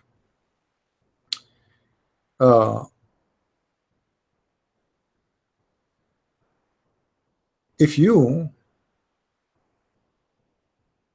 want to have your wife give you a boy, you have, when you are having sex with your wife, you have to put your hand in her belly button and use your right hand, not left hand. And then you have to recite while you are having sex, we send it down in the night of Al-Qadr. And you said say that 7 times. And according to the story, this guy, he did that when he was having sex with his wife. And imagine, guys, the miracle happened. His wife, she gave him 7 boys. Not only 1, 7. So what you need to do when you are having sex with your wife, you put your right hand around her belly and you put your finger or hand over her belly button. And then you say Allah, Allahumma, you know, and you say like today, Allah, He sent the Quran in the night of the Qadr. Allah, He sent the Quran in the night of Qadr 7 times, and then you will get 7 boys. If there is any Muslim Shia here, he don't agree that this is not true, you want to debate me about it, I'm willing to post the reference immediately.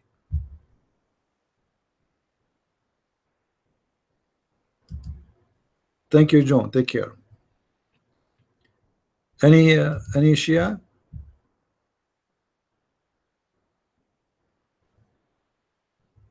Actually, I find those hadiths very funny and very amazing. Especially the hadith about the watermelon. They brought Ali 3 watermelon. The first one he grabbed, they gave it to him, it was sore. So he said, this is not from my people, the Shia. So the watermelon is a Shia. Have you ever heard of watermelon? She's a Shia and Sunni. So according to Ali hadith, the watermelon which is not sweet is a Muslim Sunni. She is from the followers of Abu Bakr. So the watermelon which is not sweet, he said, this watermelon, throw it in hellfire, give me the other one, etc. Until he ate one and it was so sweet, and he said, this is from my people, which means this is Shia.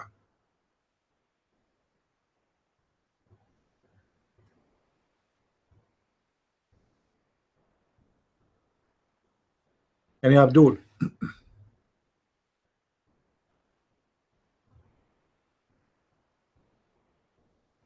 Do we have any Abdul? Guys, just to remind you, I made a video about, it's called the white, you worship a white Jesus. Don't forget to click at Patreon and go to the link there. You can click at the link and you can download the video. All right, don't forget that. Kabich?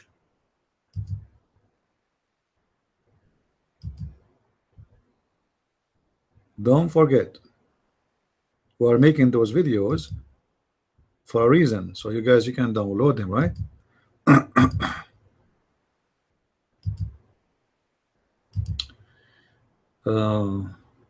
Here's Israel. Explain chapter 2 verse number 37. Actually, this verse or this story is scattered in the Quran. It's about the angels and accusing Adam of mischievement, etc. Maybe next time we open, maybe this coming Sunday, if you are here, ask me that we can start from the beginning, because the story is long. I don't want to talk about only this verse, how Allah, He taught the angels the name, the Adam the names, and then he asked the angels to tell the names. They could not, so he proved them to be wrong. It's a stupid story, but I like to mention all the connection with this story.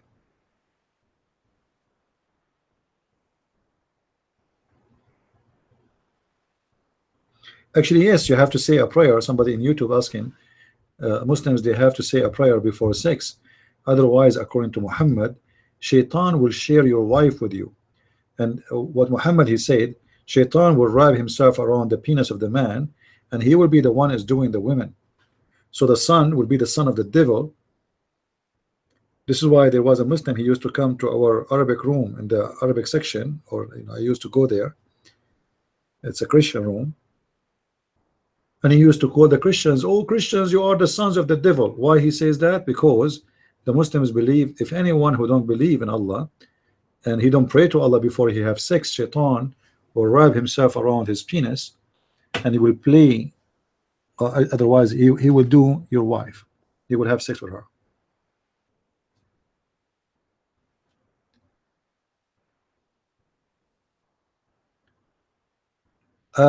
You know, somebody saying Jesus was Jesus not a Jew? Was Jesus olive skin? There's nothing is called olive skin. Olive skin.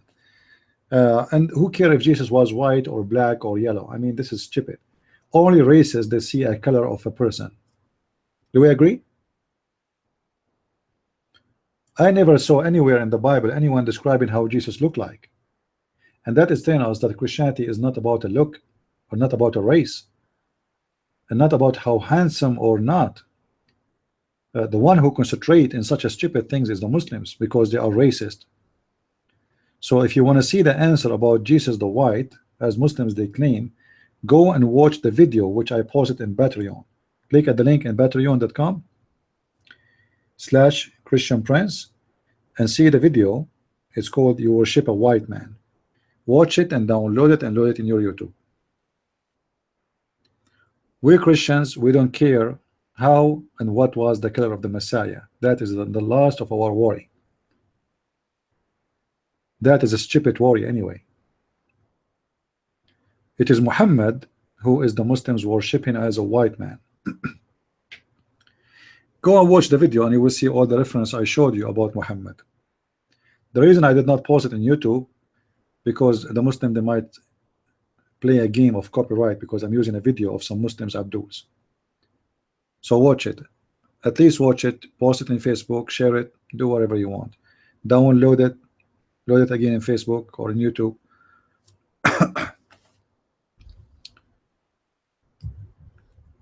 Any Abdul? All right, guys, I think it's getting late here and look like we are not getting any Abdul today. So we will open again Sunday. Already we are in Saturday, right? And I will try to, I don't know if I can make an agreement with the moon god so he can provide me with moon worshippers, the moon god worshippers, and we can maybe have a supply, because this is not really good. It's not a professional. Shouldn't he supply us at least a day with 2 dishes, 3 dishes? I mean, what's happening here? It's 8:30 in the morning. Where you live, Battery San? Where you live? Okay, I think you live in the wrong location in the earth. I don't know where you live, because the earth, all of them have one zone time. This is what the prophet said. So if it is here 2:27, it should be 2:27 there. Either your watch is broken or something, you know. Check it out, check it out. Maybe you have a magnetized next to your watch. Be careful. Or maybe somebody put a black magic on your watch. Never happened to you before? Like the prophet himself was bewitched. Ezra, your mic.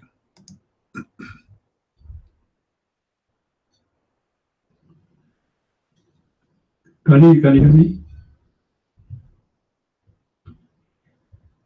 Okay, my question is Torah 2:37. What it says? Adam received from his Lord some words. He accepted his repentance. Why we are here on earth now? If Allah received his rebuttal, we must have in paradise. That's my question.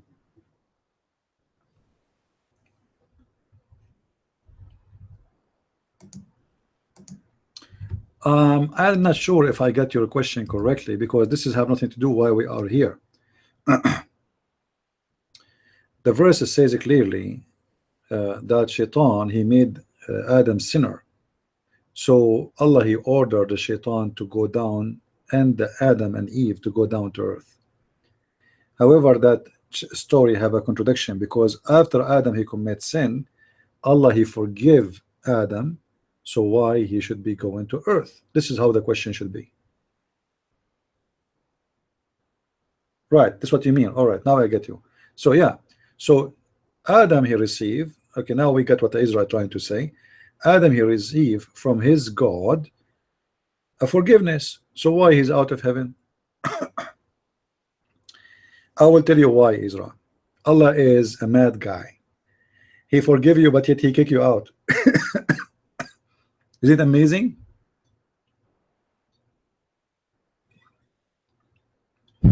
Anyway, guys, it's getting late and I'm losing my voice.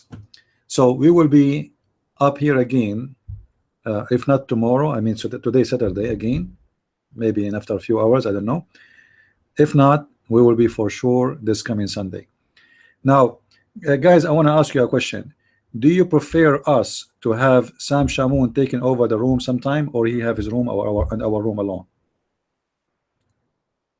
Do you like it, or you prefer my room to be my room and his room is to be his room?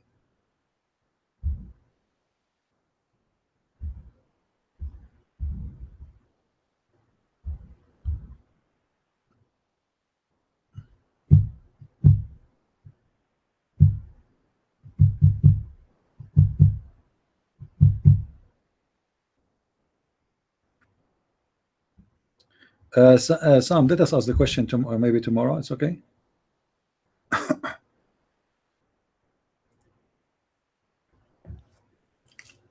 All right, I will think about it, because I noticed some people, they are complaining. They are used to my style and his style is different, so we don't want to be. Maybe it's better to have a room for him and a room for me.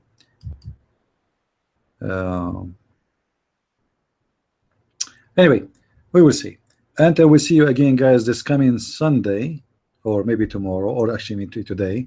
I say thank you very much, and watch if we have a broadcast in YouTube or our room is open. Always follow us with our Facebook and Twitter, and you will be notified immediately when our room is open. Always when I open my room, I post in Facebook at least. So I want to say thank you. May the Lord bless you all, and until we see you again tomorrow or the day after, Christ is Lord, Islam is false. I mean to that. And see you soon again. Bye-bye.